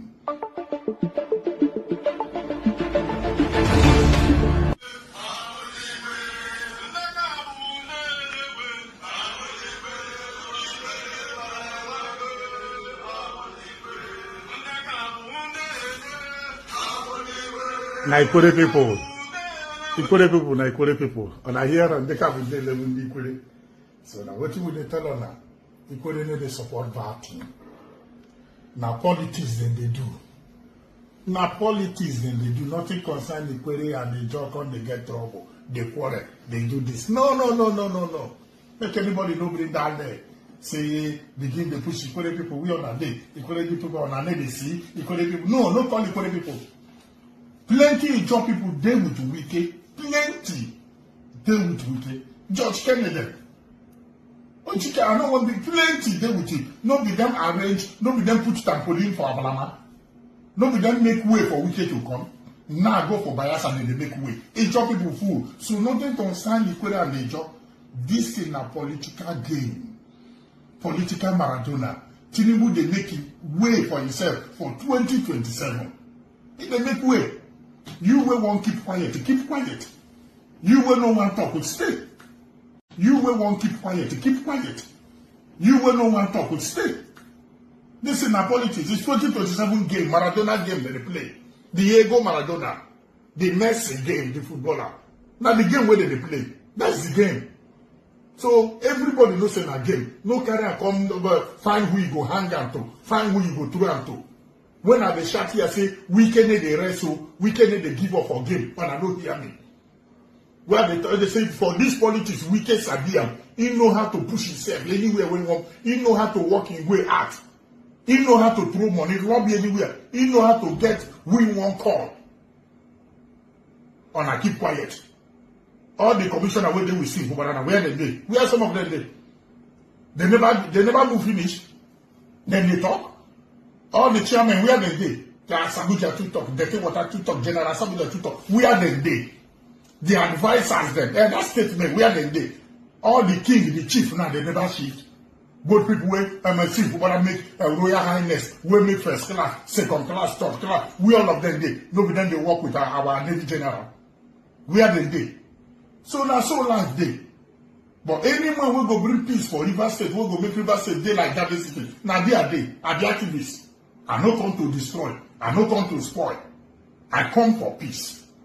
I come to work with any man who will bring peace. This man will just enter the Navy General. We never see anything where they wrong where he do. In day he own, they call and come. I still the talker. In day he own, they call and come. If president call you come, you don't go. If president say go take over social state, you go. No blame people, no blame the man. Now send them, send them. And the way they see the game, maybe that the man won't conduct election, local government election, to put wicked people. See, they and relax. Money they no use money, sit where they power. Make move. Nah, bro, no Churchill, but God will do this, God will go. Make move. Nah, bro, no Churchill, but God will do this, God will. I don't want to hear that God will do this, invest me. Nothing concern God with politics. Because politics now waiting, RNG government. Now padi government. Now wayo government. And here we have to talk about. And now arranging government, army arrangement. If you not arrange your way, it is say it will move smoothly for you. So you must arrange your way for politics. You must work your way, press your button. Prayer gets nothing to do with this one. Well, Adeboye one man say make them do fasting for 3 months or 100 days fasting for Nigeria. I say, look at this man. Look at this man. Gio, make them do 100 days fasting. You won't kill people? 100 days fasting say something will change. I don't just know why we no go think. Dubai do how many days fasting for their country today like that? Europe do how many days fasting? All these African countries, how many days fasting they do? When they see bad thing, call them bad thing. No carry God come into politics. God has nothing to do there. Because politics is a dirty game. It's a gambling. God has nothing to do. If you know God where that means you don't know God. Tinubu where they are God to put on now. Buhari will come on now God to put on. Obasanjo and where they come on now God to put them. I don't know what I'm going to call God every time for politics. It invests me. It invests me. Everybody there will see where they're now. They never shift back. They never hide. Just to carry our money, do anyhow. They share our money anyhow within them. They invest for to buy here, invest for social contract. Come here, they find what you know and go talk. You put it at the job. You put it at the job. We can empower so many job people. How many people will we can empower? When we can be governor, no be job people in face. Caretaker them. All these people, no be we can give the caretaker. Make a begin call them. We can make the caretaker. Those days when we can in there. Make the local government chairman. We can empower a job people well. And I don't see that one. And I don't see when they empower a job people. Up till now, you see they empower a job people. Ojika away they don't be wicked. Oh, I really wish I kind of like planned this very well, right? I would have shared with you what this guy was saying in an event or an outing organized as a solidarity gathering for Fubara. He was there and he said, we don't do your own. Now Fubara time be this. So me, I am for justice, equity. This one is Ijo man. Ijo is there. Ijo will do 8 years. Then we can go sit down. So I say Fubara no share the money because according to him, he no like me that they just talk say God now God go do am now God go do am. So when he had the money, he said when Fubara had the money, did he share the money? And those people that he gave the money to as well, he made them kings. Where are they now? Everybody don't change. Everybody don't change tongue, right? No, that's their own issue. Similarly, you would want to sympathize with this Alaye. Angono, you remember his face, Valentine Ozigbo, right? He was also with, let me see, Valentine Ozigbo and the Yaloja. Yaloja is Thiefnubu's daughter, all right? So this man left the obedience. And during the time that, what do you call it? During the time that he was joining APC, Egbekegbe, he went as far as going to Thiefnubu's daughter, right? For endorsement. What looked or seemed like, because he happened to be one of Peter Obi's people, by the way. So, Valentine Osibo, right, from Anambra State, was going to be Anambra governor. So he ran under Labour Party. I remember, did he? Right, or he was planning to run under Labour Party, or he did run under Labour Party, or he didn't make it, whatever. He's planning to run under Labour Party this time, but something changed when he possibly got a call from Gandola, the Babariga Mobile Banking CEO of APC, Egbekegbe, their chairman. So he took some pictures, prepared them pictures, met with Yaloja, and everything seemed all right. He went on TV. He categorically told everybody that... Right now, let's get into the office. And guess what? In my conclusion, I started seeing Labour as worse than APC and PDP combined because of the nature of the issues there. Okay. And therefore, here's my last point here. If I get into APC and win and become governor of Anambra under APC, I don't see the concern people raise about APC changing me. I would rather inspire change from within, Right. Okay. to get people right. to actually now begin to appreciate value and love for the imminent right now. Let's get into the office. And guess what?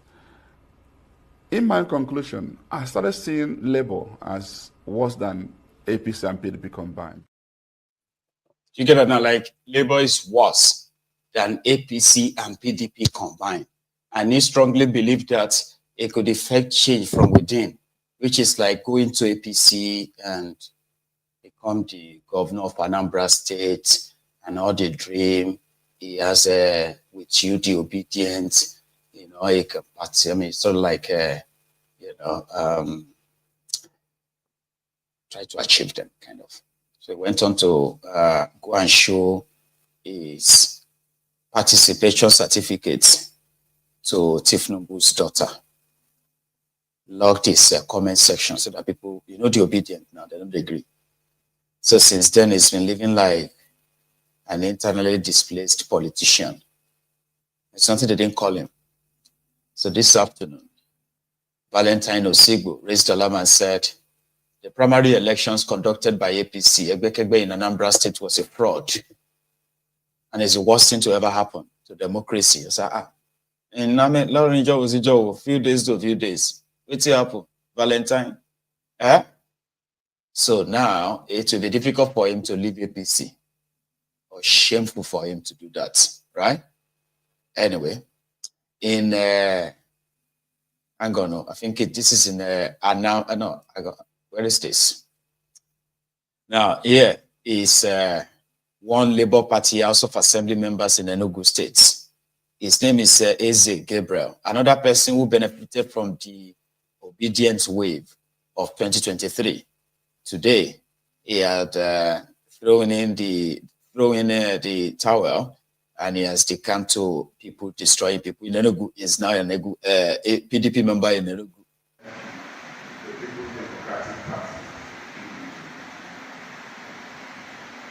Mr. Speaker, I hope this letter finds you in good health and high spirits. Keep with a heavy heart, but unwavering resolve that I, Honorable Executive, is representing this user, the Enugu State House of Assembly, the right to formally declare my defection from the Labour Party to the People's Democratic Party. This decision, as per the provisions of Section 109, subsection 1G of the Nigerian 1999 Constitution as altered, is anchored on the existence of three considerable divisions, incessant crisis, and factionalism within the Labour Party at the national level and my state here in the Regrettably, the party had evolved into a state of perpetual discord, with various factions embroiled in legal battles, thereby undermining its ability to effectively serve the interests of the people. The Labour Party, once a beacon of hope for progressive ideals, has regrettably become synonymous with internal strife, thereby diminishing its capacity to fulfill the aspirations of intellectuals. The recent cases of division, such as the conflicts between Barrister Julius Abu and Senator Nigerian. That was how Eze Gabriel became Peter Oba's party member, PDP. You know, they will promise him another time. Now, you know, like, we'll give you the ticket to run again. Yes, I know. Like, they do that. Yeah? Ish. In Ondo State, Alagbaka, in Akure, people, members of this Alagbaka family, community rather, right, are protested in Akure this afternoon. But this time around, their protest is a little bit different from the ones we've witnessed before. It is because of the Fulani terrorism, the Fulani attacks. You know, in the last 2 weeks alone, we've had reports of more than 40 people killed in different attacks by the Fulani terrorists in Ondo State alone. True story. So today, you see, the last time initially we had that, 8 surveyors were kidnapped and killed. Same way 12 farmers were also kidnapped, killed, right? And we have received a report that another 4 or so farmers were also killed by these terrorists just today. So in their protest, they had to wrap their bodies. And they brought them to the protest ground today in Akure. Fulani terrorism.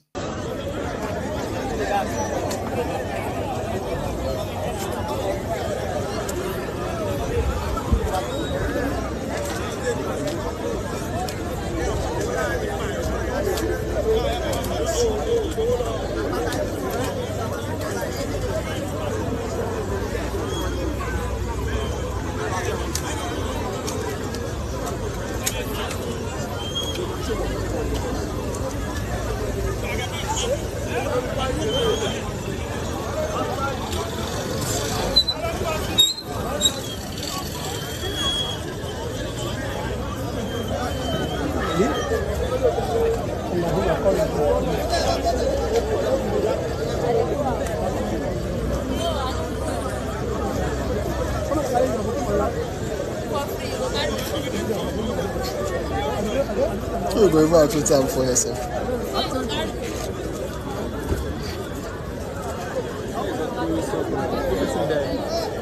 Ó dàbẹ́ o.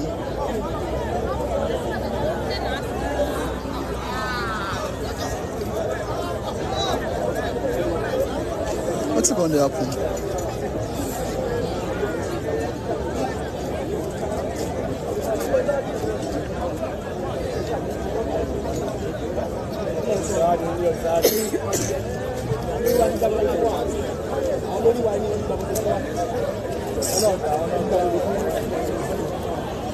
There's a person died. There's a person died. That kind of video.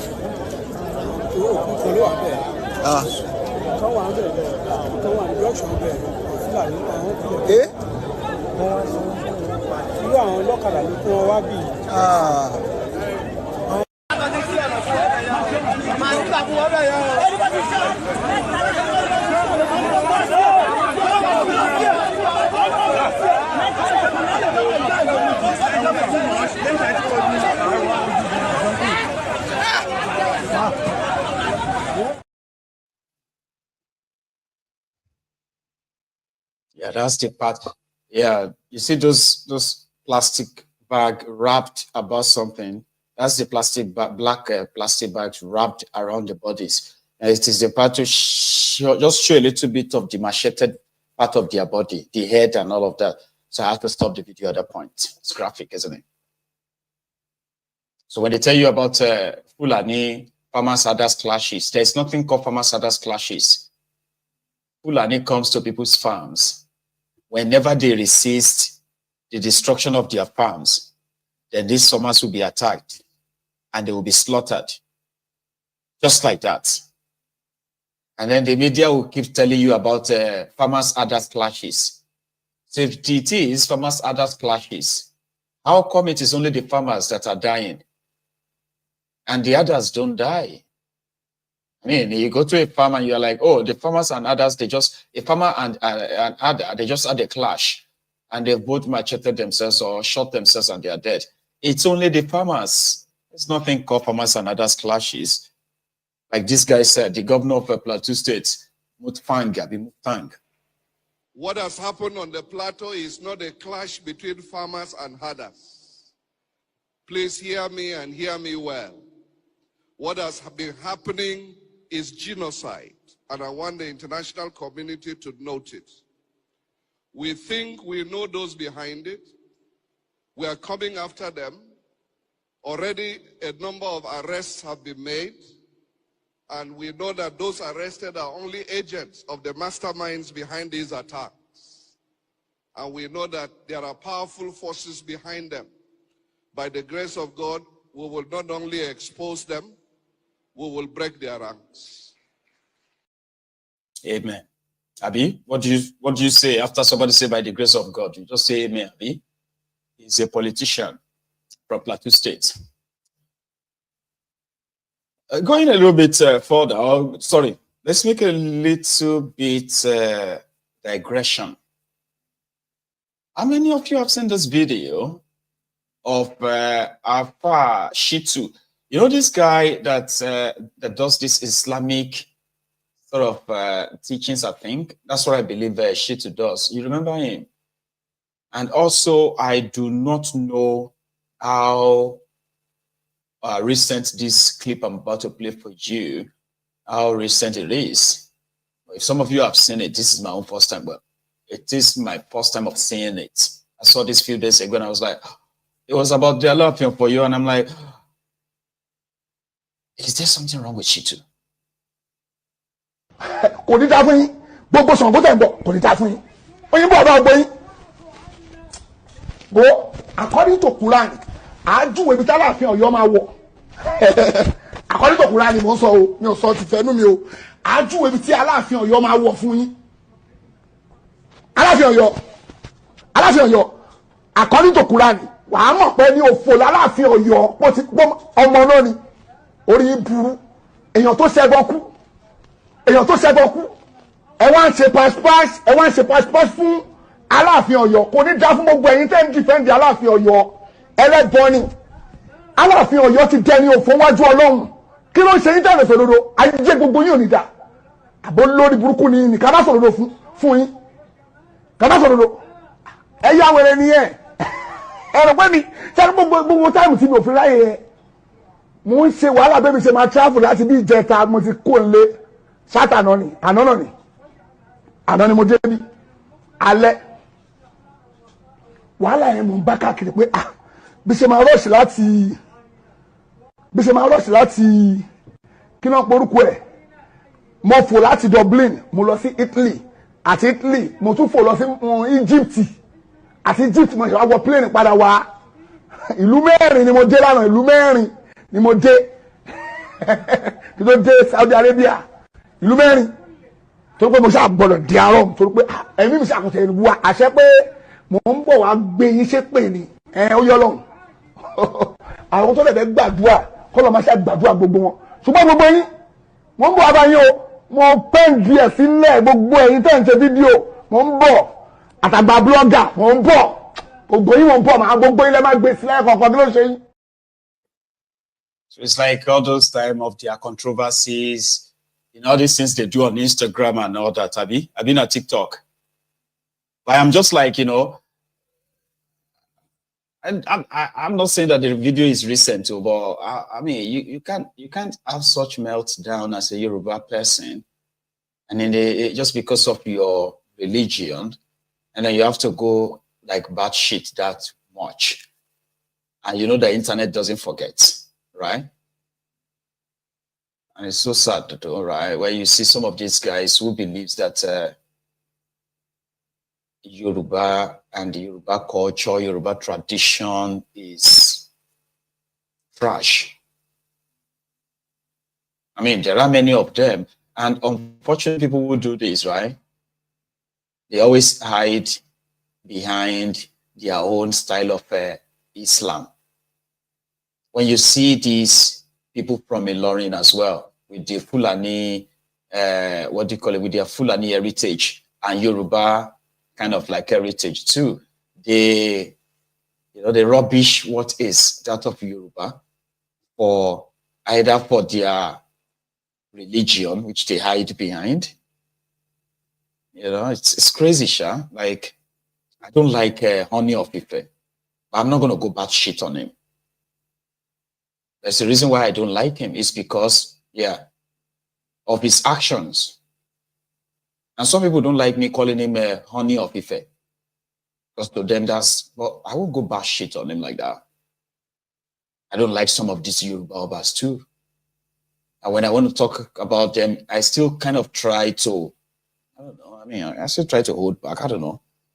So if people will believe that they are true Muslims, from what I understand, right, is that you will respect a constituted authority, even though there are some of them who believe that the only authority they will recognize is that one that's, you know, established by their religion, which is going to be about their emirs and their sultans and what have you. As a Yoruba person, like, what is that thing that will happen to you that you are going to chastise that same culture or tradition of your own forebearers? Like, you know, I don't understand. People do it though, right? They do. So I was like, was he having a meltdown? Or you can just call it a throwback. It's not different from these two. If Bola Tinubu approaches you to work with him, would you? It will never happen. Okay, which one?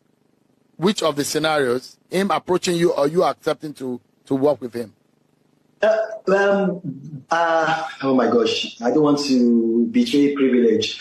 Somebody from Bola Tinubu's camp has already reached out to me, and I told the person that, look, it cannot happen. I can't do it. It's just against my principles. I'm not. Some people can do that.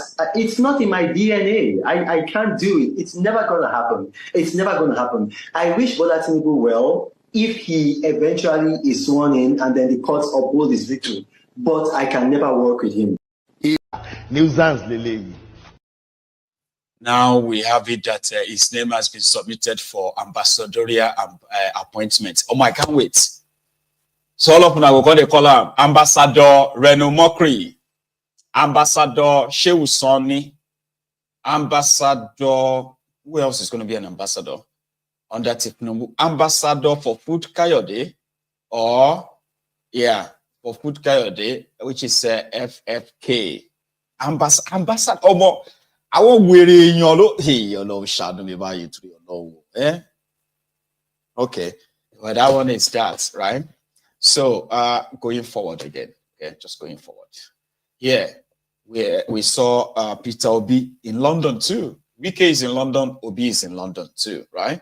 So they had I think I actually like saved it. Give me a sec, sorry. Yeah, they said that they had this these events, right, organized by Commonwealth Enterprise and Investment Council Summit. So it's a summit. And of course, he was there to speak about his Bangladeshis and all of those ideas that Thiefnubu and his gang possibly denied you, right? Watch this. Welcome back to our final session of the Commonwealth Trade Investment Summit. And before we go into our plenary 6, which is our mitigation adaptation session, we're very honoured today to be joined by Mr. Peter Obi, who is chairman of Next International, who will be delivering an address on Africa's role in the new global economy. If I could invite Mr. Obi onto stage to make his remarks. Thank you so much.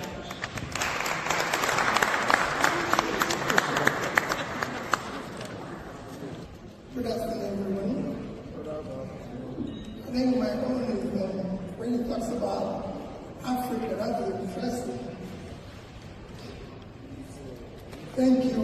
It says African role in the world economy.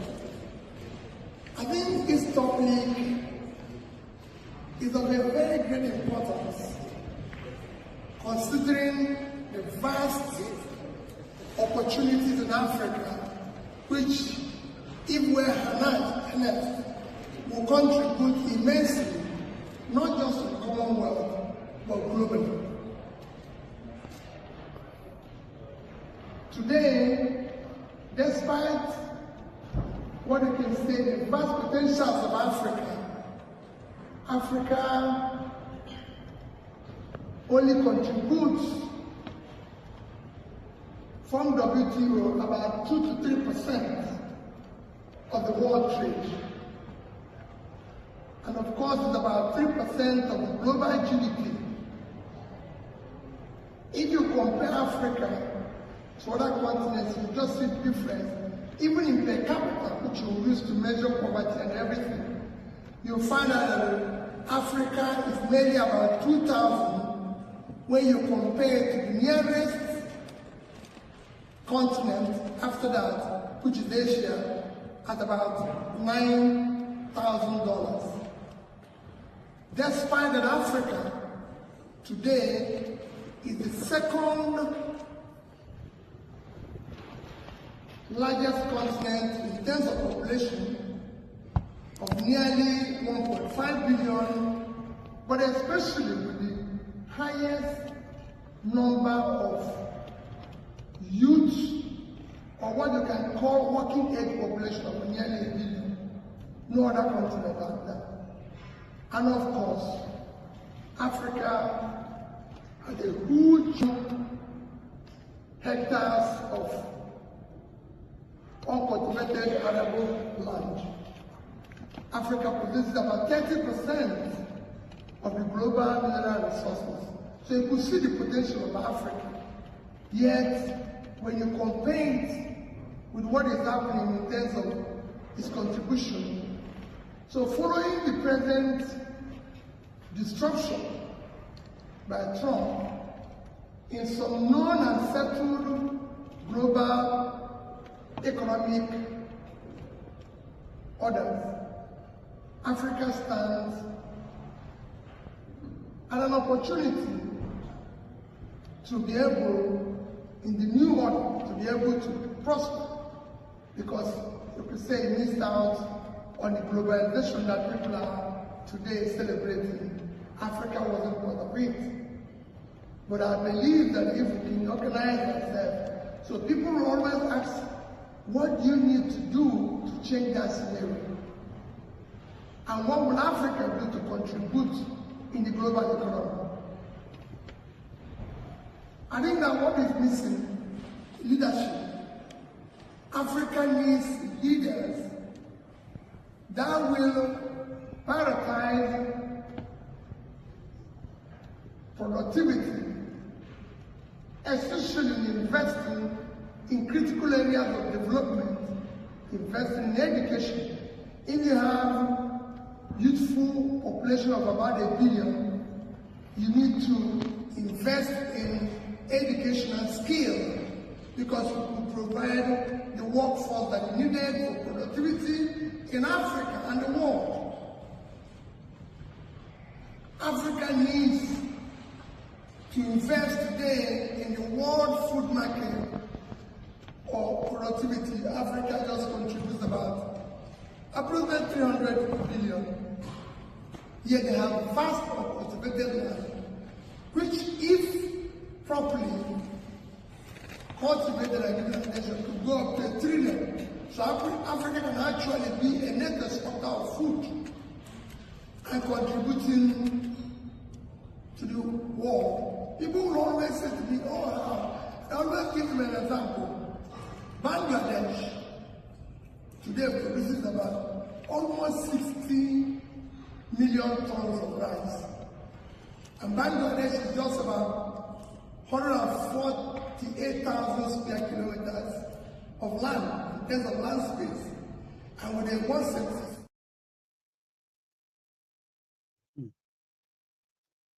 To some people, right, Nigeria is completely irredeemable. And as for Peter Obi and his own dream of possibly implementing all these ideas in that contraption, right, may never materialize, and others are hoping it does, so that we are not going to die and full of this, this kind of like expression, like, oh, he's the best president Nigeria never had. They say that about Chief Obafemi Awolowo. They say the same thing about MKO Abiola. Now, a lot of people are beginning to have a doubt about that of Abiola anyway, right? So that's why some people wishes that whatever this idea that Obi think he has about that contraption to fix it, maybe we would have a shot so that we won't die with this belief that he was the best president that Nigeria never had. But currently, Baba, some of you already are. The only thing that gets people attention right now is if you want to get people talking, walk straight into any gathering in the bus and just shout Tinubu. Tinubu and you know people again. Price of everything. Nothing that happen for this country. And this man not kill us, we not go support for this country. If you know better, the rest of you people, 9% that 1,000 not be anything again for this country. Nothing that happen. Nothing that happen. This is supposed to happen. This is supposed to happen. Because there's something. Why is it Tinubu and you know people again. Price of everything. Nothing that happen for this country. And this man not kill us, we not go support for this country. If you know better, the rest of you people, 9% that 1,000 not be anything again for this country. Nothing that happen. Nothing that happen. This is supposed to happen. This is supposed to happen. Because there's something. Why I got dropped me for here. And actually, this is where I'm also going to draw the curtains myself. Thank you so much for your time. I will see you some other time. So sorry that I'm not taking calls again. The reason why I pretty much don't take much calls these days, I'll tell you, is because when we are not that many, right? I just feel like it's an opportunity for me to just deliver what I came to say and bail out. I know. So anyway, another time, okay? Thank you so much for your time. Like this broadcast before you go do, right? Like it and share it. The next time I come on, we shall have our shots. Enjoy the rest of your evening, okay? And good night from Mayegun.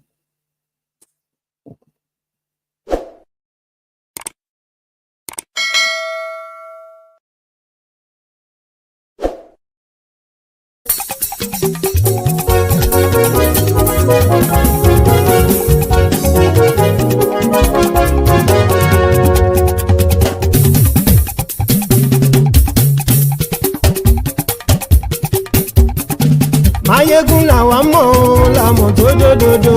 Mayegun Diary, Mayegun number one. Mayegun làwa mọ̀ làmọ̀ tó dòdòdò. Mayegun Diary, Mayegun number one. Mayegun ti dé o, ọ̀rẹ́ ara ìlú. Mayegun Diary, Mayegun number one. Lórí Facebook, lórí YouTube. Mayegun Diary, Mayegun number one. Gbogbo bó ṣe ń lọ ni Mayegun já wa sí. Mayegun Diary, Mayegun number one. Àṣírí ọ̀jẹ̀lú kì í bò níbẹ̀ o. Mayegun Diary, Mayegun number one. Bó bá ṣe eré àní Mayegun máa wí. Mayegun Diary, Mayegun number one. Ó sì tún ṣe eré wàá gbọ́ níbẹ̀ o. Mayegun Diary, Mayegun number one. Mayegun Diary, Diary political. Mayegun Diary, Mayegun number one. Godfatherism kò sí lọ́rọ̀ Mayegun. Mayegun Diary, Mayegun number one. Ẹ farabalẹ̀ sẹ́ o kẹgbọ́rọ̀ lẹ́nu o. Mayegun Diary, Mayegun number one. Àní Mayegun làwa mọ̀ tó dòdòdò. Mayegun Diary, Mayegun number one.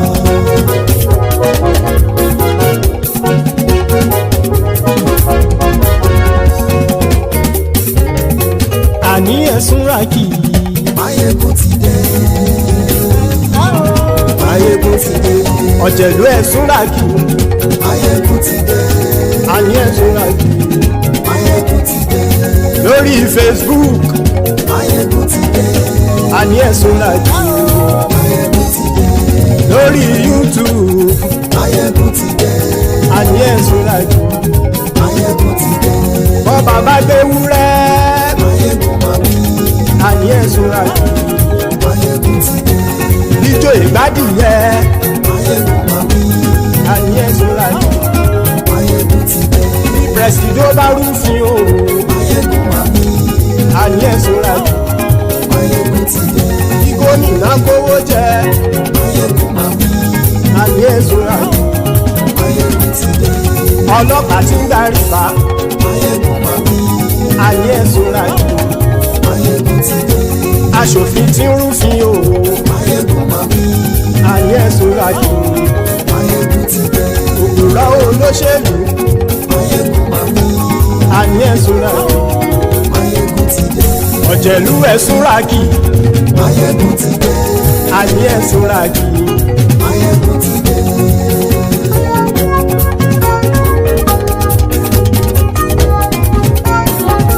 Máyégún ti dé gbogbo ọ̀jẹ̀lú ẹ̀ súnra kì. Máyégún ti dé gbogbo ọ̀jẹ̀lú ẹ̀ súnra kì. Ṣùgbọ́n ní bá ti ṣe èyí tó yẹ kí wọ́n ṣe ọmọ bá dèrò ní fi wọ́n níran o. Máyégún ti dé gbogbo ọ̀jẹ̀lú ẹ̀ súnra kì. Máyégún ti dé gbogbo ọ̀jẹ̀lú ẹ̀ súnra kì. Ṣùgbọ́n ní bá ti ṣe yìí tó yẹ kí wọ́n ṣe ọmọ bá dẹ́rọ̀ òní fi wọ́n níran. Wọ́n fowó bẹ́ẹ̀ o Máyégún ó sọ pé wọ́n ò fẹ́ bẹ̀. Wọ́n fowó bẹ́ẹ̀ Máyégún ó sọ pé wọ́n ò fẹ́ bẹ̀. Oníkanṣá ti ṣe yìí tó yẹ kí wọ́n ṣe fáwọn ará ìlú tó gbé wọn débẹ̀ o. Máyégún ti dé gbogbo ọ̀jẹ̀lú ẹ̀ súnra kì. Máyégún ti dé gbogbo ọ̀jẹ̀lú ẹ̀ súnra kì. Ṣùgbọ́n ní bá ti ṣe yìí tó yẹ kí wọ́n ṣe ọmọ bá dẹ́rọ̀ òní fi wọ́n níran. Kì máa yí ṣe eré ọ̀rọ̀ yìí kì í ṣe ẹ̀fẹ̀. Kì máa yí ṣe eré ọ̀rọ̀ yìí kì í ṣe ẹ̀fẹ̀. Ẹni bá ti lè lẹ́bọ̀ lẹ́rù o ọmọ bá dèrò kàṣàyè tú wọn síta. Máyégún ti dé gbogbo ọ̀jẹ̀lú ẹ̀ súnra kì. Máyégún ti dé gbogbo ọ̀jẹ̀lú ẹ̀ súnra kì. Ṣùgbọ́n ní bá ti ṣe yìí tó yẹ kí wọ́n ṣe ọmọ bá dẹ́rọ̀ òní fi wọ́n níran. Tẹnitẹni ọmọ Máyégún ọ̀rẹ́ ara ìlú mọ̀mọ́ ni mo fọlọ́hún ṣọ́ ẹ̀ bá kìlẹ́bù. Lóòótọ́ olódodo ìlú ọ̀tá ìlú mọ̀mọ́ ni ìwọ ṣá máa ń ṣọ́ra kò sì mọ́ bẹ̀rù. Bọ́tà ń lè rí bóníṣègùn lé káwọn mọ̀mọ́ fi ṣera wọn ni ó ti dẹrùn tí wọn ò gbọ́dọ̀ sè mọ́bẹ̀. Èèpo ọ̀bọ̀ lọmọ bá dérò tàjẹ́ ò gbọ́dọ̀ jẹ́ ó ti dọba lórí àbínú ẹni kò sì mọ́ bùyà. Àìsíwọ́lu ní ẹnìkẹ́ ìgbódì ẹyin lábàrá o ó kó ẹni tó bá dán o àkàmù. Máyégún ti dé gbogbo ọ̀jẹ̀lú ẹ̀ súnra kì. Máyégún ti dé gbogbo ọ̀jẹ̀lú ẹ̀ súnra kì o. Ẹni bá ti ṣe yìí tó yẹ kí wọ́n ṣe ọmọ bá dèrò òní fi wọ́n níran o. Máyégún ti dé gbogbo ọ̀jẹ̀lú ẹ̀ súnra kì. Máyégún ti dé gbogbo ọ̀jẹ̀lú ẹ̀ súnra kì. Ṣùgbọ́n ní bá ti ṣe yìí tó yẹ kí wọ́n ṣe ọmọ bá dẹ́rọ̀ òní fi wọ́n níran.